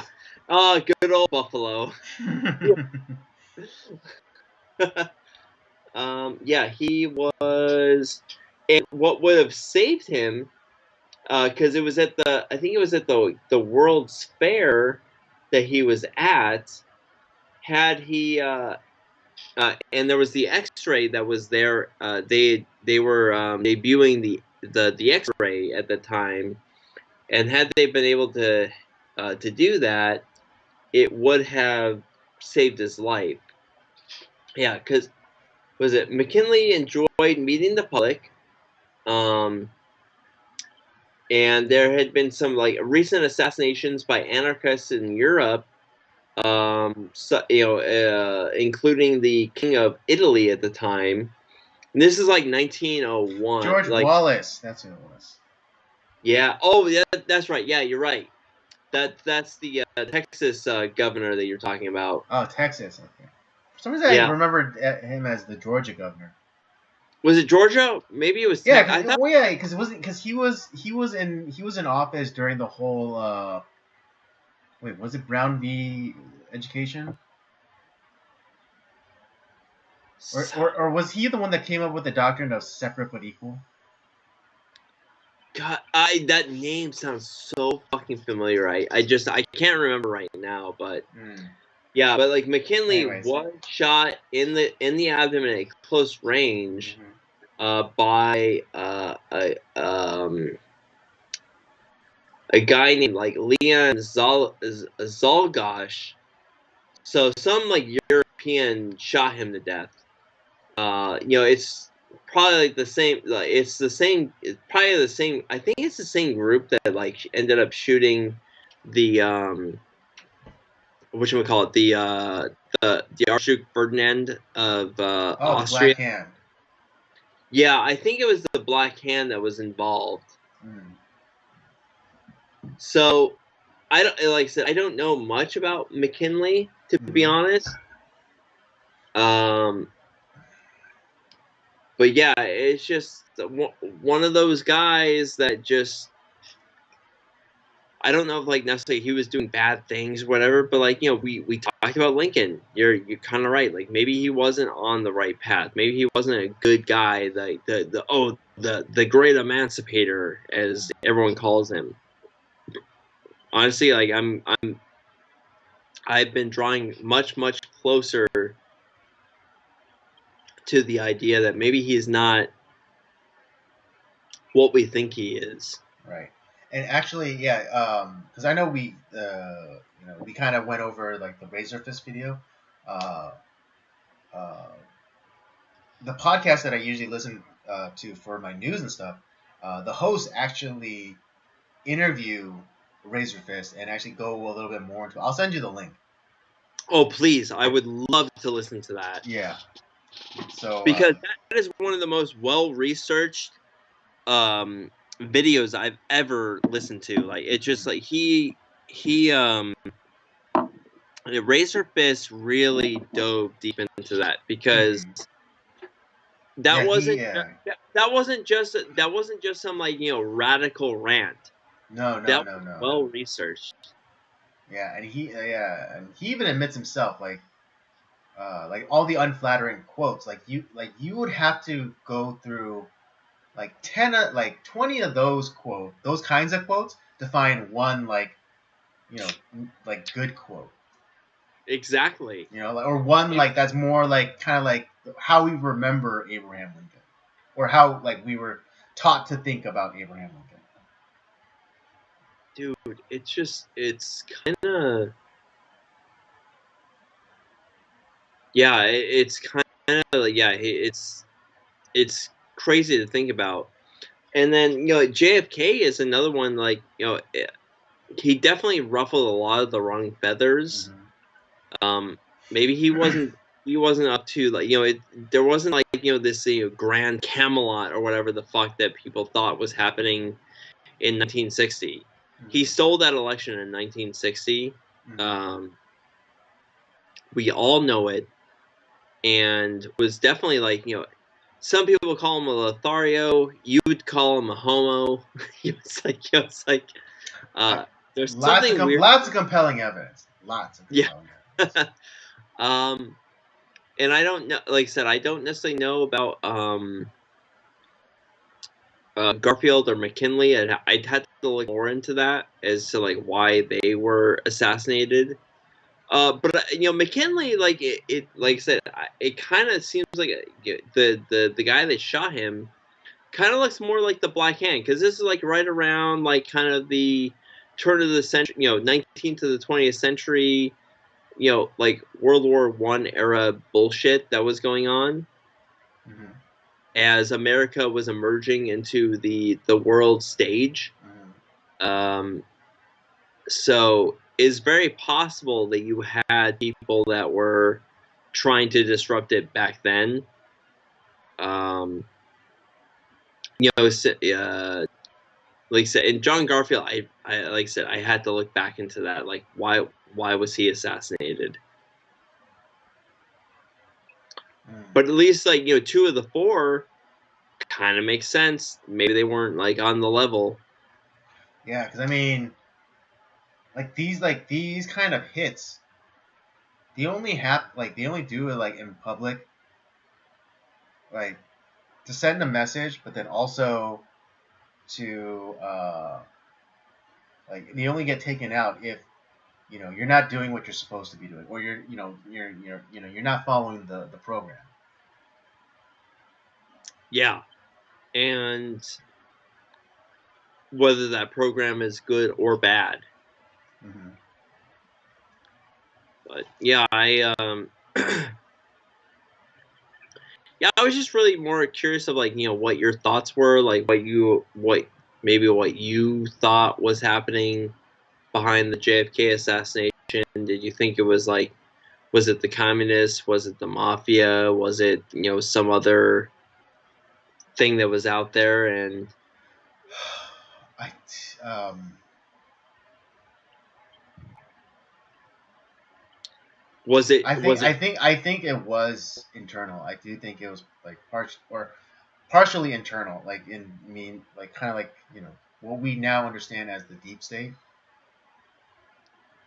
so? Do you think that, like, you know, Lee Harvey Oswald was just like a convenient scapegoat? Uh, yes. Because I don't, to be honest, like everything that like I've learned about Lee Harvey Oswald, he would not have been involved with the American government in any way. Right, but And again, that's only no, no, if. no. But here's why I say this, because so he's not involved with the government in any way. However, there is very strong evidence that there was more than one shooter. And you know, we also have to realize we don't have the same technology and that we would have nowadays. And we're also, like, a lot of the stuff that like the Warren Commission was going off of was eyewitness testimony, which is garbage. It doesn't mean anything. Oh, I heard 4 shots. I heard 3. I heard 2. I heard 16 shots. You know, it's they don't. It's like eyewitness testimony is horrible, and there's a good reason, like maybe like why it shouldn't be part of like any sort of investigation, because it's worthless. Right. I However, mean, we do have there from like what we have, there is strong consideration that there was 4 to 5 shots that occurred. Oswald probably shot 3 of those shots, but there was 2 shots from other places potentially. You know, they talk about like, oh, it's the grassy knoll. There was a shot from there. I don't know where the other shots came from. You know, but there was another conspirator, probably a much more skilled marksman than Oswald. And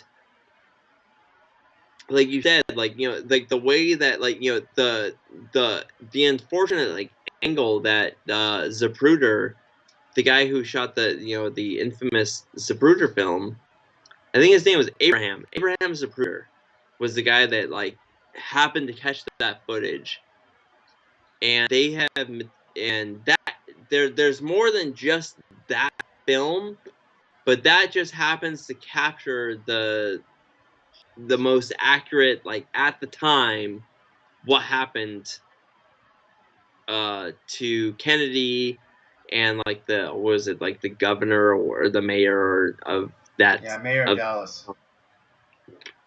yeah. And there is no fucking way that it was just one Well, person yeah, and shooting. I mean, I think this is in the movie JFK by Oliver Stone. But when Kevin Costner's character, like him and his team, uh, are going through, like doing their investigating, they go to the book depository, and they check out the bird's nest that Oswald sets up for himself in the book depository. And like the angle that which he shot was not the best, because there was like all these like there are trees obstructing the view of the street. So that like the the street that they went down in Dealey Plaza, like he was looking out the window, and then there was like trees in the way. Like, and actually, Oswald's best shot was as they were making the turn onto that street. Right. That would have been the best shot for Just like Oswald. the fucking Dark Knight, dude. Oh Yeah, yeah, the assassination attempt in the Dark Knight. yeah, Yeah, yeah, exactly. Yeah, exactly. Joker set it up so like whoever, I'm thinking he did think that Batman would come, and so like he set up that timer so like the shade will go up, and like the sniper would think that, and he set up the scope so the police sniper would think that he was a shooter. yeah, exactly. But what was the best shot? What was the best angle for Joker to take the shot? On the Right on the ground, fucking ground. right in front, right in front. And there wasn't as much like scrutiny and security back then. Mhm. There was some security, obviously, Right. but not to the point where there is now after because a lot of the security happened after the After Kennedy Kennedy. assassination. Although I heard Nixon, because after Kennedy, no president was allowed to be in an open top Fuck no. vehicle. Why? But No. Nixon Why would did. you? Nixon demanded that they cut a sunroof in the presidential limo, and he got it, and he did get it. He did get Good for you. it. Good for Nixon. But yeah, I definitely think this. So This so he definitely hit. there Was definitely it was a conspiracy. This definitely was a conspiracy. was it so Nixon could like flash his top and get some beads? Probably. But yeah, in terms of the Kennedy assassination, yes, it was a conspiracy, and it was. I do think I think it was made up of elements of what we would now call as the deep state. Because I don't think you get blacks on welfare without LBJ. No. It's almost like because Andrew Johnson took over after Kennedy, or I'm sorry, not after Lincoln, right? Mm-hmm. And he was arguably a worse president than Lincoln. Mm-hmm. Similar to like what yeah, Kennedy was probably not like he's not the great president that everyone like thinks that he is. Mm-hmm. But LBJ was way fucking worse. Yeah. I mean, what is it? In that, what was that? There was a TV show a while back with James There's talk that he with James Franco, and it's a time traveling one. it's based off of a Stephen King novel. That's right. It was it was something like 1963 or whatever. It's like Yeah, yeah, yeah, 11. yeah, yeah. It was a limit. It's Like, based off yeah, of James Franco goes like and tries to prevent the I want to. assassination of I JFK, but what ends up happening is much worse. Yeah, the book I heard is fucking amazing, Uh-huh. but I definitely want to watch the show. I heard it's really good. Yeah, I mean, I watched it and I thought it was compelling, but I mean, again, nitpicky things. Some areas were lacking. But yeah, in the when James Franco's character goes back to the present, it's a completely altered future where there's like this great war, and like now it's just like people in ghettos and and it was what is it? It was all due to President Kennedy's. Yeah, it's It was a dystopia to say the least. there's also like a really interesting like alternate history book that's out there, and I forget the name of it, Mm-hmm. but essentially it's like where um the Axis powers won World War II, so like the Japanese and the Germans and Italians, and but like Joseph P. Kennedy, like the father of JFK and like the Kennedy Yeah, family, the patriarch. was the actual president of the United States, and it was like that Wait, sounds at the time of fucking. World War II. So this was like so this was like right around like right around the time that like World War II would have ended. Mm-hmm. It's like around that time. So it's like it's set like around like 1943 or four. But Mm-hmm. there was no like Normandy invasion, anything like that. But like the In this alternative history. Gotcha. yeah, it's an alternative history book. Right. Well, yeah. I mean, everyone knew that Joseph P. Kennedy had presidential aspirations, but Well, I think his connection with the mob like precluded him no, his the from such aspirations. one of his big problems is that he felt like he and Neville Chamberlain were like hand in hand. Right. Like, They're oh, we shouldn't. simpatico. No, we should like we should placate the Germans and like just let them have like that was the problem. Right. And But again, another conspiracy theory is that I don't know if it's fact, but uh, Kennedy actually funded the Axis along with J.P. Morgan. that wouldn't surprise me either, to be Yeah, or honest. like specifically the Nazis. They funded the Nazis.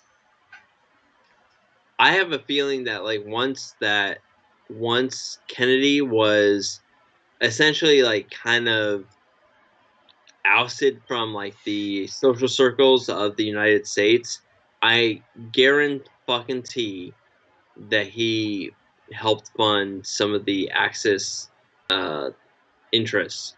Mm.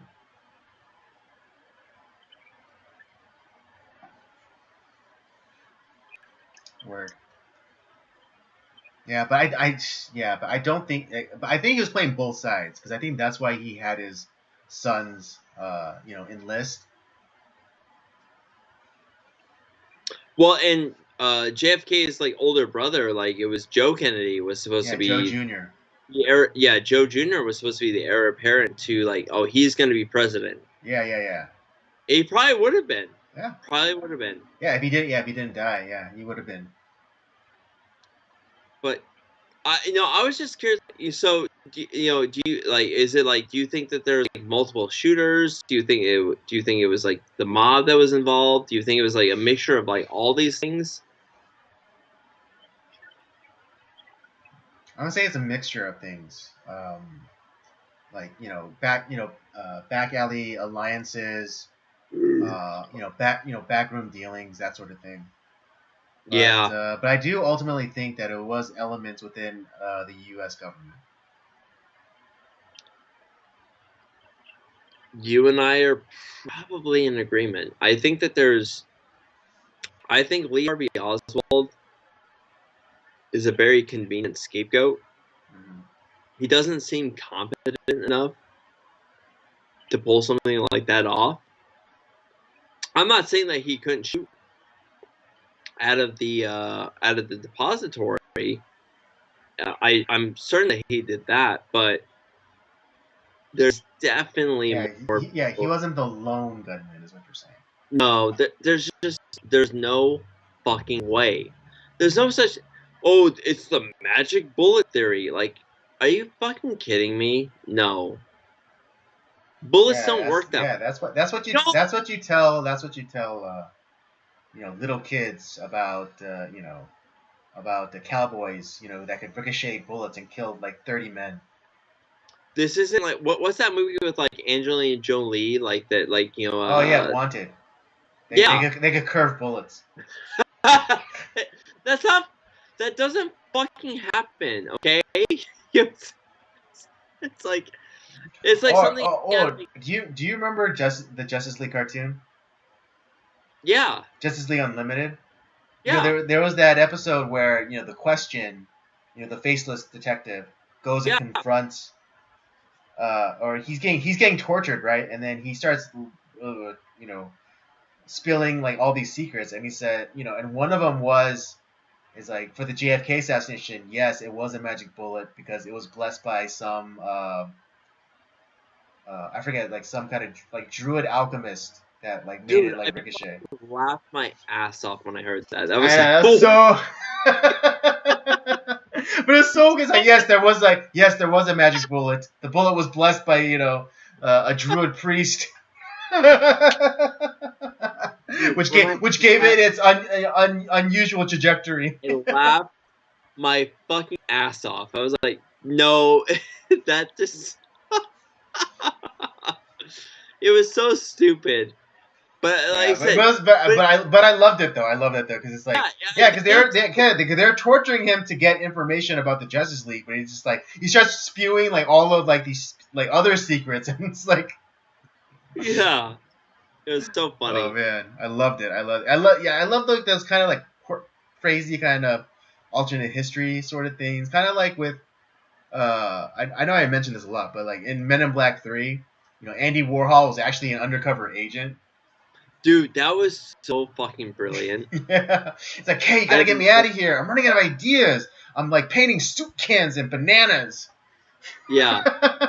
Well, and like Pinky and the Brain, is an animated like series, was always like poking fun of that too. Like, well, because they were always, he was.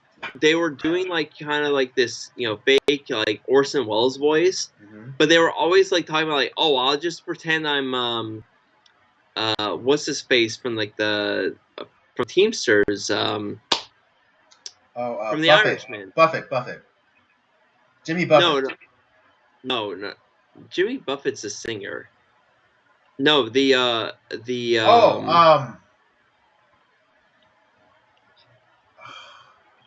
it's like right there on the tip of my brain. Hold on a second. Yeah, it's same here. Hold on, one second. Jimmy Hoffa. Jimmy Hoffa. Thank you. I knew it was a Jimmy. Yeah, they were always like, I'll just pretend I'm Jimmy Hoffa. Like, nobody realizes nobody knows what happened to him. Right. But he always did like the Orson Welles voice, which was like fucking like, it was crazy. Yeah. It's just, but it's like, it's the same thing. Yeah. And honestly, like the Irishman seems like the most like realistic of like what could have happened to Jimmy Hoffa. Mm-hmm. Probably just got fucking shot in the back of the head. Yeah, rolled us in a carpet. And burned to death. Mm-hmm. Or he could be under like MetLife Stadium. Who knows? Yeah, just take some ground penetrating radar down there and find out for sure. Or wherever the the Giants Stadium was at the time. Who knows? Yeah, before the New York Giants moved to New Jersey. Yeah, the only real New York team is the Buffalo Bills. I'm sorry. The Jets and the Giants they play in fucking New Jersey. Fuck that shit. I mean, you're not wrong. Not wrong. But no, I was just, like I said, I thought it was a fun exercise. I was just really curious of what you thought. I think we are probably along the same lines as like what potentially happened. Mm-hmm. But it's one of those fun mysteries. Like we are probably never ever gonna find out, at least until we die. Yeah, it's like the information is not gonna be dropped in our lifetimes. No, and the other here's the other weird thing. is there are a ton of documents that were like compiled through the investigation. Not because the Warren. Here's the thing: you and I could go read the Warren Commission right now, Yeah. right? But that's not the only thing that like was out there. There are millions of documents about this assassination that are under seal. Yeah, yeah. They were supposed to be unveiled. Yeah, What, like a year ago? or like no, like 3 years ago. 3 years ago, and then I think it was just before COVID, and like it was still under Trump's watch, and he was supposed to declassify them.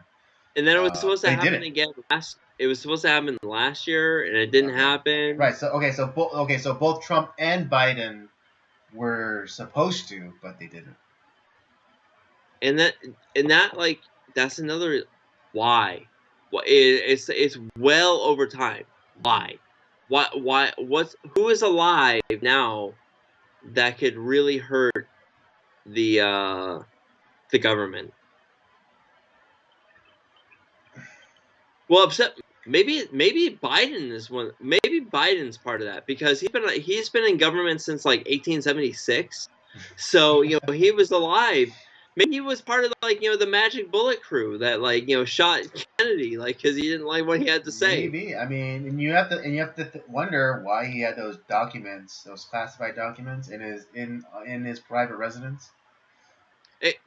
Maybe it's a bunch of Kennedy documents. Mm-hmm. Just, You never know. oh Yeah, God. like you never know. Like how did a fucking inbred moron like Joe Biden even get into politics in the first place? You don't get like as far as you do like being an idiot. I'm just You old you were Scranton Joe. you were Biden was placed, and he's kind of like in the mafia. Like you show your allegiance, and then you get made into a made man. He's not running the country. We all know that. I know, that's what I'm saying. Like him being president is finally like his reward. For being. To be honest, and I no octogenarian is running the fucking government. I'm sorry. No, that's not that. Okay, you're missing. I think you're missing what I'm saying.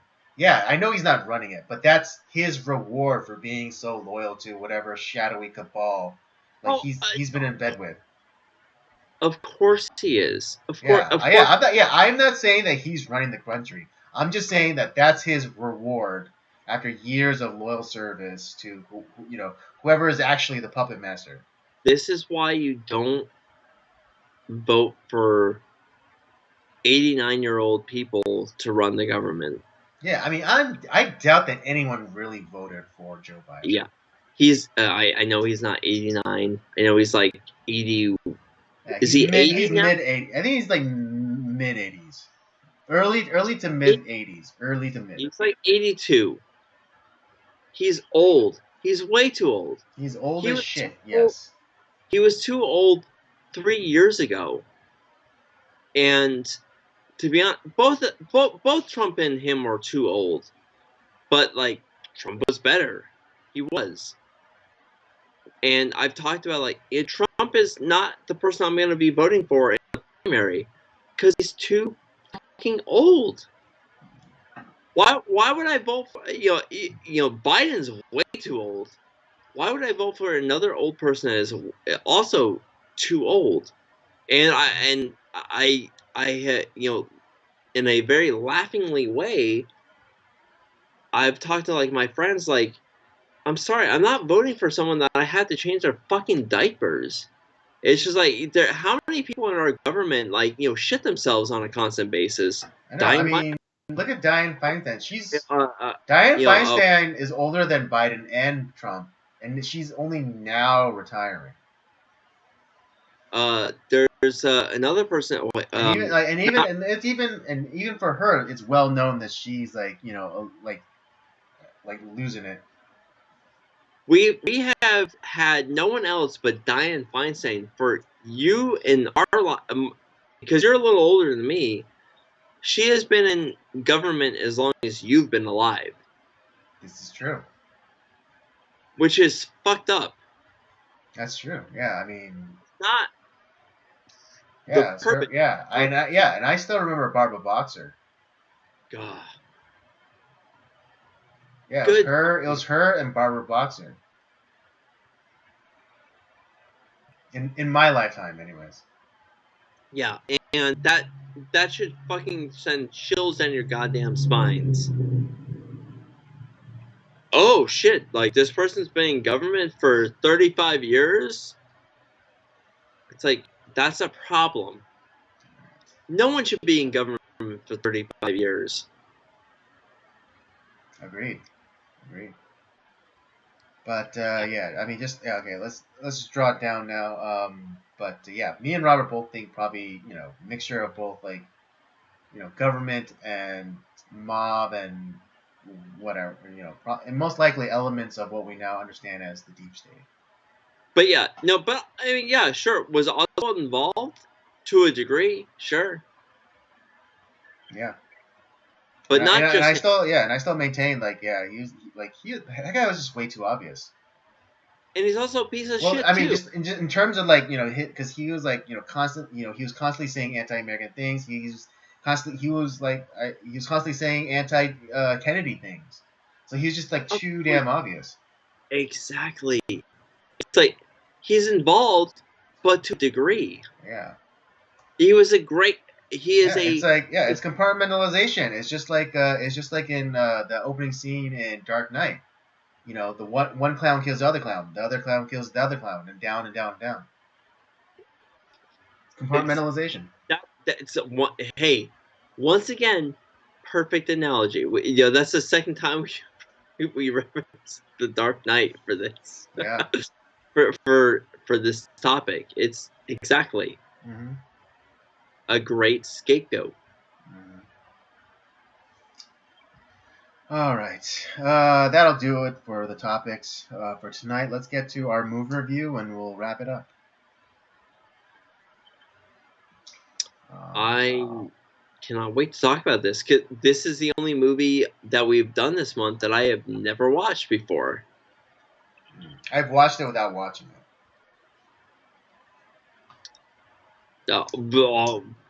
Okay, that's a very intriguing statement. I have to hear this. Okay. All right, yeah, let's get to the movie review. Again, to remind you, tonight we'll be reviewing Key Largo, starring Humphrey Bogart and Lauren Bacall, from 1948. Let me hit y'all with the synopsis, and we'll get going. A few years after the end of World War II, Frank McCloud travels to the Florida Keys to visit the family of one of the men he commanded. The dead soldier's father, James Temple, runs a hotel in Key Largo with the help of his now widowed daughter-in-law, Nora. He arrives in the heat of summer to find the hotel closed for the season, but occupied by a group of shady characters. McCloud and the Temples take an instant liking to each other. The hotel has been rented for a week by none other than mobster Johnny Rocco, who was deported from the U.S. some 8 years ago before he was returned via Cuba to complete a business transaction with his old partners in crime. As a hurricane descends on Key Largo, tempers flare, leading McCloud to protect the Temples from the threat of Rocco and his hoods. The threat that Rocco and his hoods pose. Do you recognize the guy that played Mr. Temple, the guy in the wheelchair? What was it? Lionel Barrymore. Bingo. Who is Yeah. the bad guy in It's a Wonderful Life? Like the bad guy? He was the antagonist. Well, at least the antagonist. He was Potter? The Wonderful Life. Yeah. Oh, Mr. that's Potter. right. Yeah, that's right. He just loves playing in a wheelchair. I know, right? Okay, excuse me, Mr. Barrymore. That's ableist. That is Drew Barrymore's great uncle.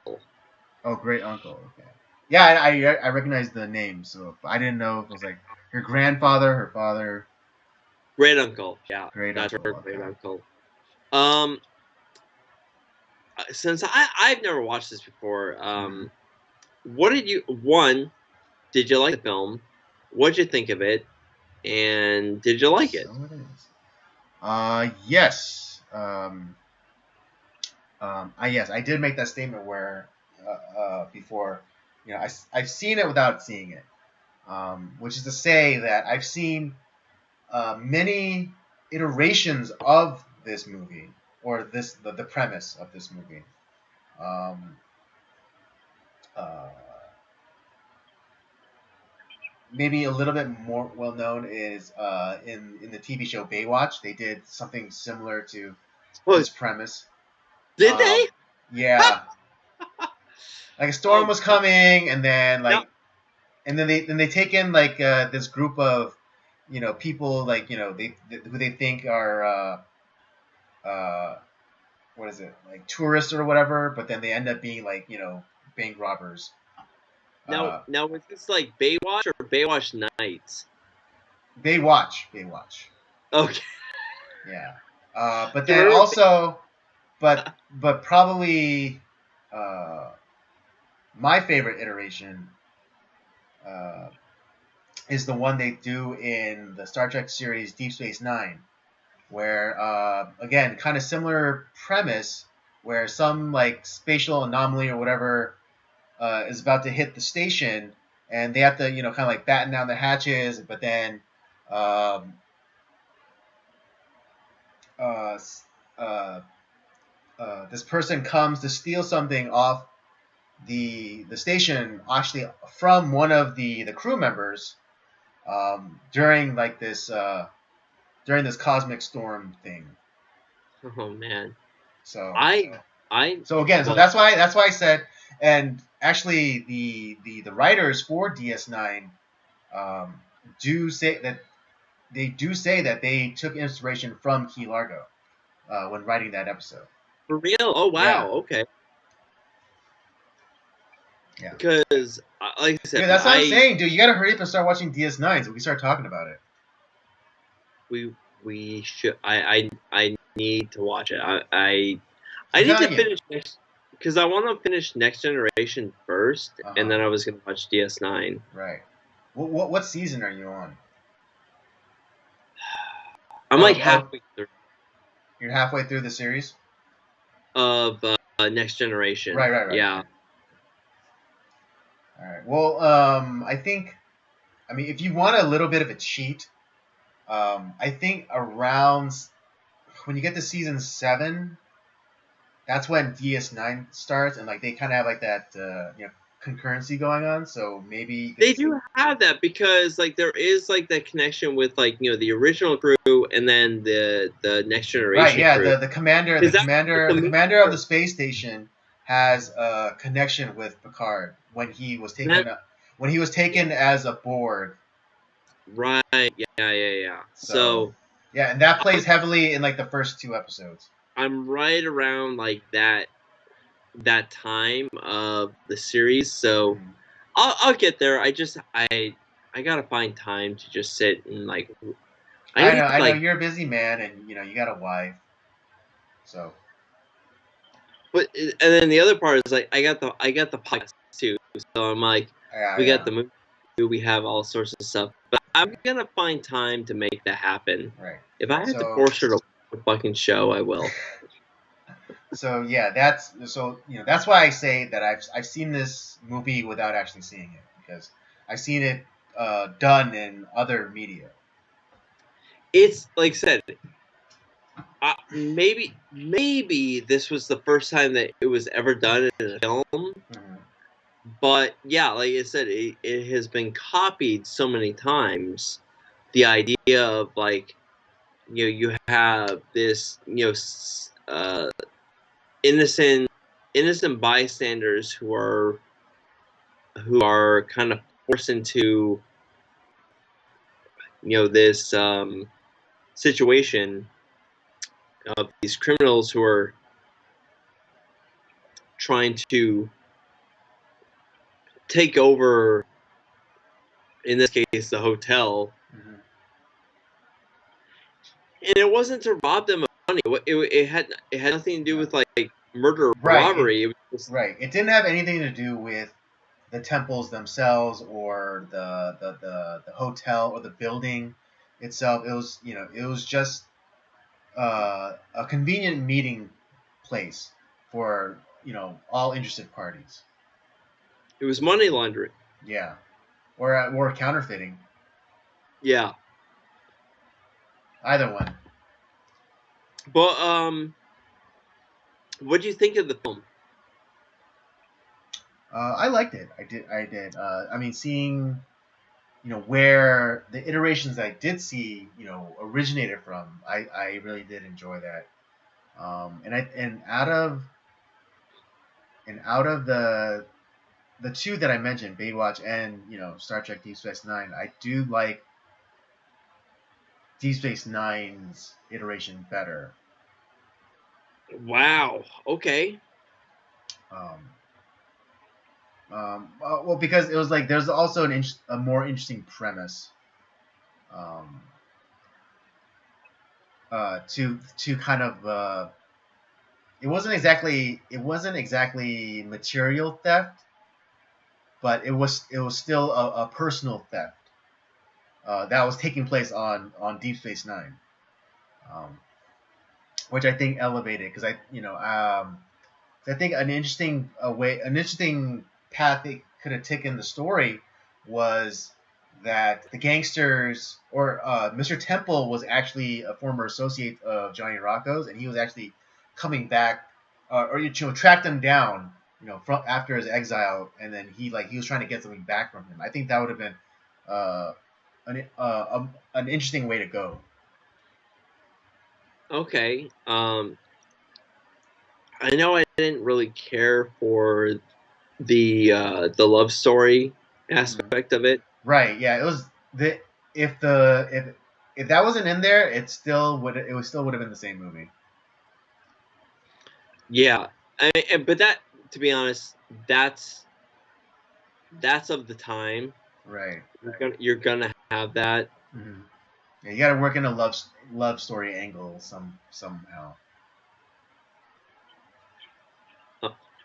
Um, but overall, I thought that this movie was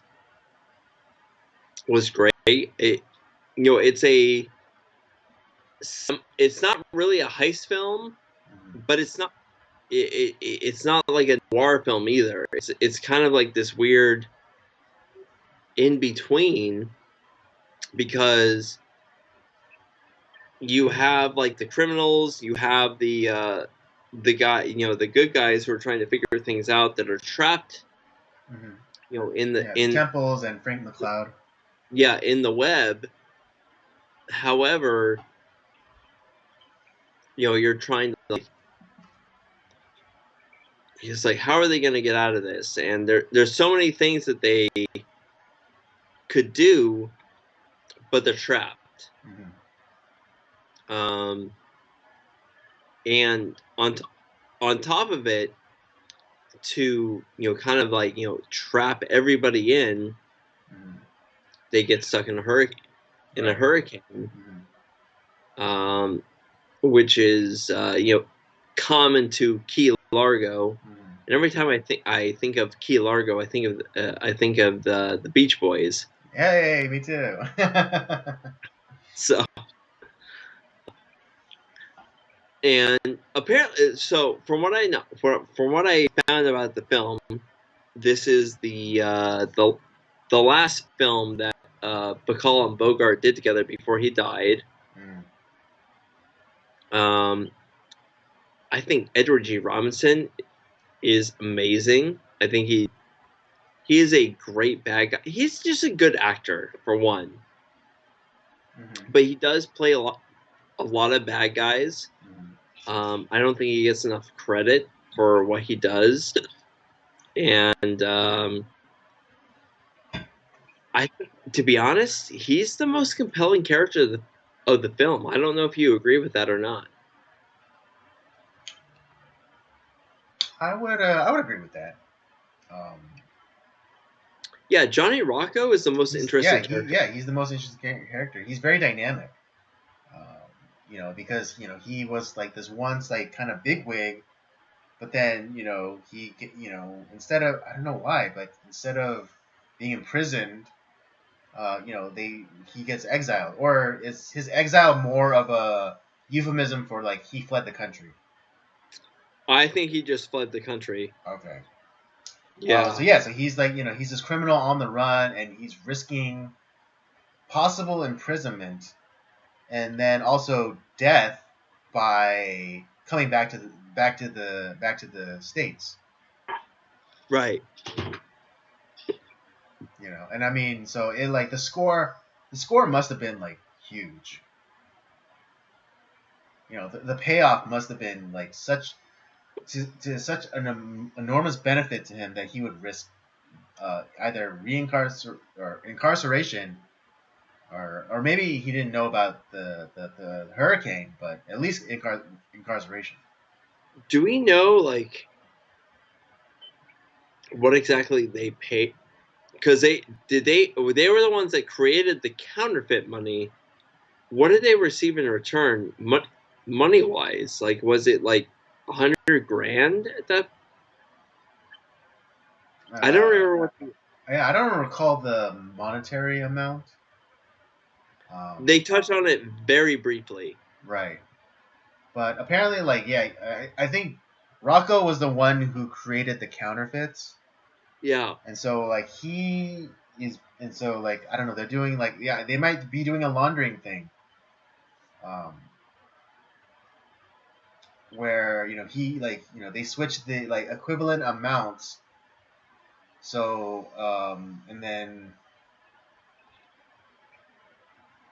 like if he like yeah, and back then 100 grand was basically probably the equivalent of like $10 million today. Seriously. So yeah, like with that he could like he could screw off and live in Cuba indefinitely with that Yeah. kind of score. Yeah. Exactly. Um, what are did you enjoy?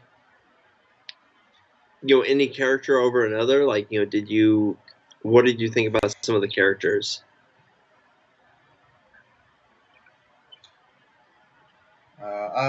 Johnny Rocco, he was the most compelling character, of course. Um, was it the girlfriend, Gay Dawn, I believe is. Yeah. It's Oh God. so Yeah. unfortunate. She. What a tragedy that Yeah, that's. she's a tragedy.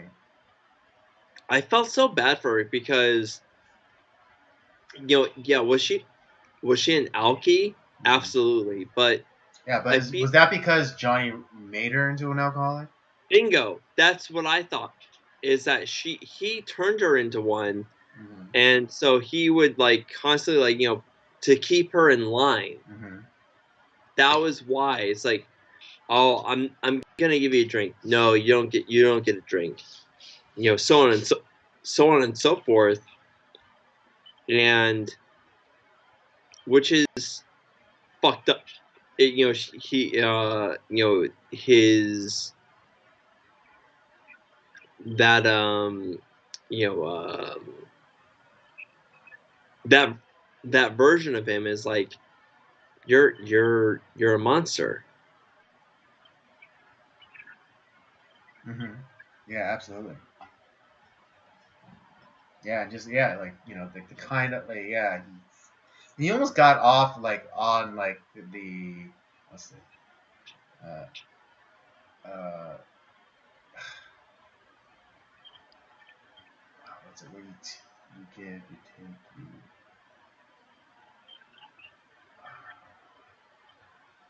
take you restrict. What's that word, like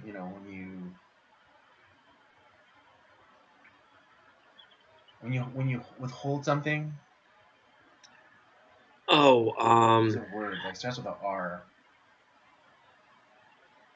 well, he did Yeah, but like he come. yeah, but he like there was almost like a sick sadistic joy that he got from holding back the booze from her. Just kind of like nailing homes, I own you, Well, and at first, like we're thinking, like, okay, well maybe that'll work out, but it doesn't. And it's like, oh yeah, this guy's a piece of shit. Yeah, but out of the characters, I think those two are the most compelling. Yeah, this is one of those crazy things, where Bogart is not the main guy. Mm-hmm. Yeah, he's a star, but he's not the main character. Yeah, like I don't find him to be the most compelling. Bacall is definitely not the most compelling, and that doesn't mean that they're bad actors. Mm-hmm. My favorite movie is a Bogart film. Okay, all right, I love him as an actor, but this might be one of his weakest films. Mm-hmm. That's not his fault. No. But I just and to be honest, I like Key Largo. I think it's a good little heist film with a little bit of revenge. And to be honest, I will give the movie its due. Like if it came anywhere, but yeah, it's not like the best film, but it's definitely not a bad film. I do like it. Right. I like all the actors involved, but Edward G. Robinson as the villain is the most compelling character of the movie, and you kind of want more of him. But then you also want him to fail at the same time. Right. Yeah, and I think to kind of get more of the characters involved, that little modification to the story about Mr. Temple being an old associate of Johnny Rocco's, and maybe the last time that they parted is like maybe that's why he got himself into that wheelchair.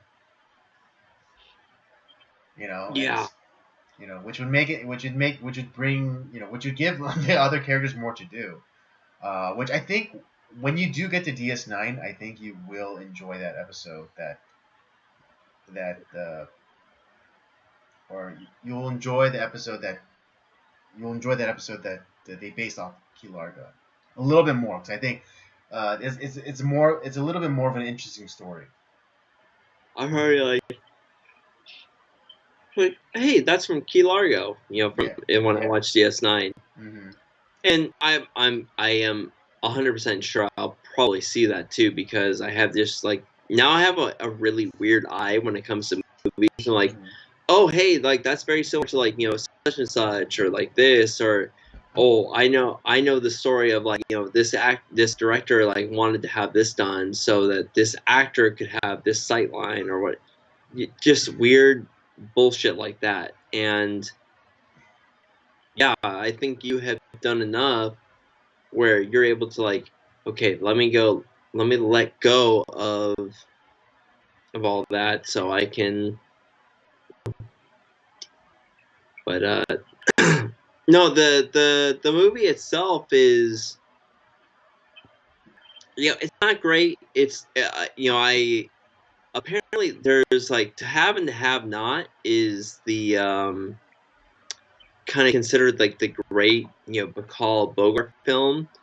But I thought the premise of this one sounded kind of interesting, and so that's why I chose it. Plus, it has Edward G. Robinson in it. How could I go wrong with there? The star of Little Caesar, and also the one of the names in the Cincinnati Kid.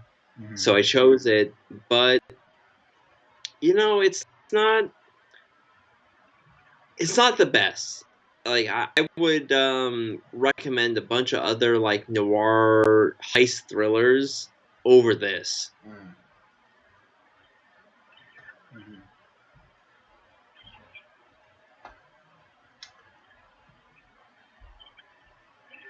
Anything else you want to add? No, I think, like I said, I think all the acting performances are really good. from all our main actors like Bacall, Bogart, Robinson, Barrymore. Though that cast is really good. They're very believable. The love story, you obviously Bacall and Bogart. This is their last film together. I haven't really seen their other ones, so I don't know the chemistry between them. Obviously, they actually were married for like a long time, at least until his death. I think it was a good 15, almost 20 years that they were married. Oh wow. Yeah, it was only until he died of a heart attack in 57, I believe, that they got that was kind of what dissolved the marriage. And they were actually they were still married when he died? Yeah. Okay. Wow. Yeah. Yeah, even for Hollywood standards, that's a lifetime. Yeah, because they married right around when he was doing Casablanca. They married, pretty. They were married for a long time. Yeah, I mean they were that generation's Kurt Russell and Goldie Hawn. Kurt Russell and Goldie Hawn have been married forever. Honestly, I think had Bogart not died, I think they would have continued to be married. They probably would have been in more movies together too, but they were only in 4 movies together. Unlike Joan Woodward and Paul Newman, who were in 14 movies together. Whether it be through directing and acting or just they were actors performing together. Yeah, performing together. Yeah. We had Spencer Tracy and Katharine Hepburn, who were in 9 movies together. They were technically never married, but they were a couple. Yeah, they're a common law married. Yeah, and what was the other one that we did? But yeah, it's just this one of the movies that we have watched. Oh yeah, we did. What was the one that we did? But of the movies that we've done this month, this to me is the weakest. It's not bad. Watch Largo. I think it's a good movie, but it's not the best, and it's probably not the best Bogart Bacall film either.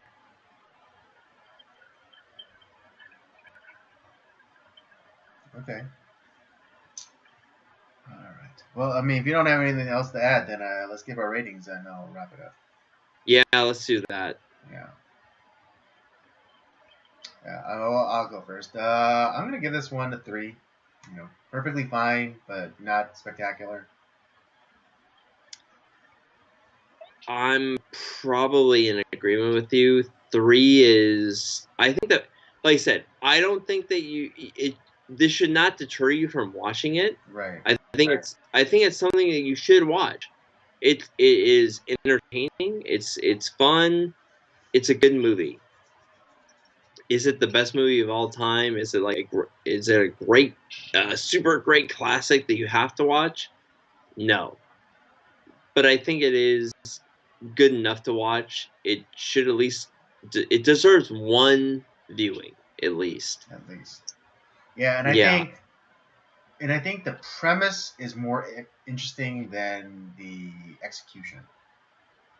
Yeah, because when I read the premise, is fuck yeah, we're gonna do this movie. This sounds awesome. Yeah, which is why I say that I think even though they got inspiration from Key Largo, I think that DS9 did a better job in execution. Wow. Okay, now I'm even more curious about this. Yeah, because again, they took inspiration from the premise of Key Largo, but they did, they put the Star Trek sci-fi twist to it, aspect to it. Okay. Yeah, and so, which and even if they I think it's a much more interesting. It's a much more interesting and compelling execution as opposed to what we got with the Humphrey Bogart Lauren Bacall movie. Yeah. That makes me like wonder, like, what their other movies, like, maybe were the other movies that they did together better. Like To Have and to Have Not is, I think, considered the best one, Mm-hmm. but I've never seen it. I don't think I've ever seen the other Bacall Bogart films, so I really don't Yeah, no, this know. is my first one, so. Yeah, like I said, this is the only movie of the month that we have done that I have never seen. Mm. So this was a completely brand new film. Never went into it, anything like that. Mm. But yeah, like I said, it's not a bad film. I like it. I'll probably watch it again. I might even buy this film, but it's not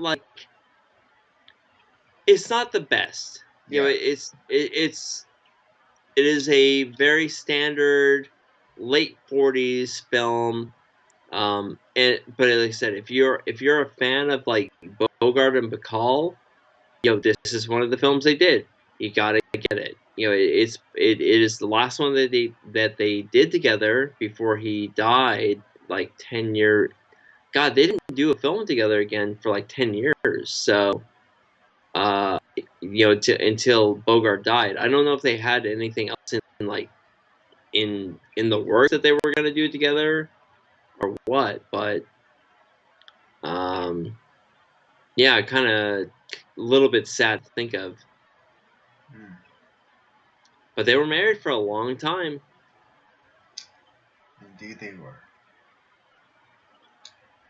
All right, folks. There you have it. That's our review for Key Largo. Both Rob and I give this a 3.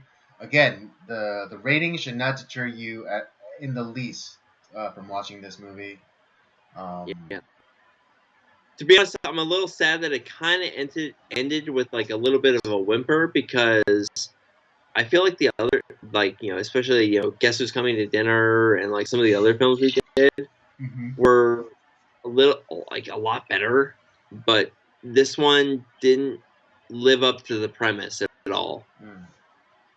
I was expecting something a little bit more, with a little bit more, like, gusto or punch. It didn't deliver. Yeah.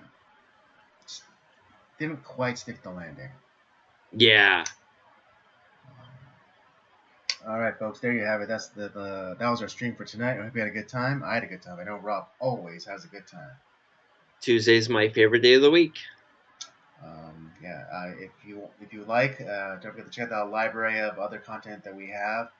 Circular's main podcast. Actually, the latest episode just dropped. We have Whiplash. Whiplash review with Professor James. He makes his yearly contractual appearance on the Yeah, podcast. exactly. So do check it out. It's a good discussion.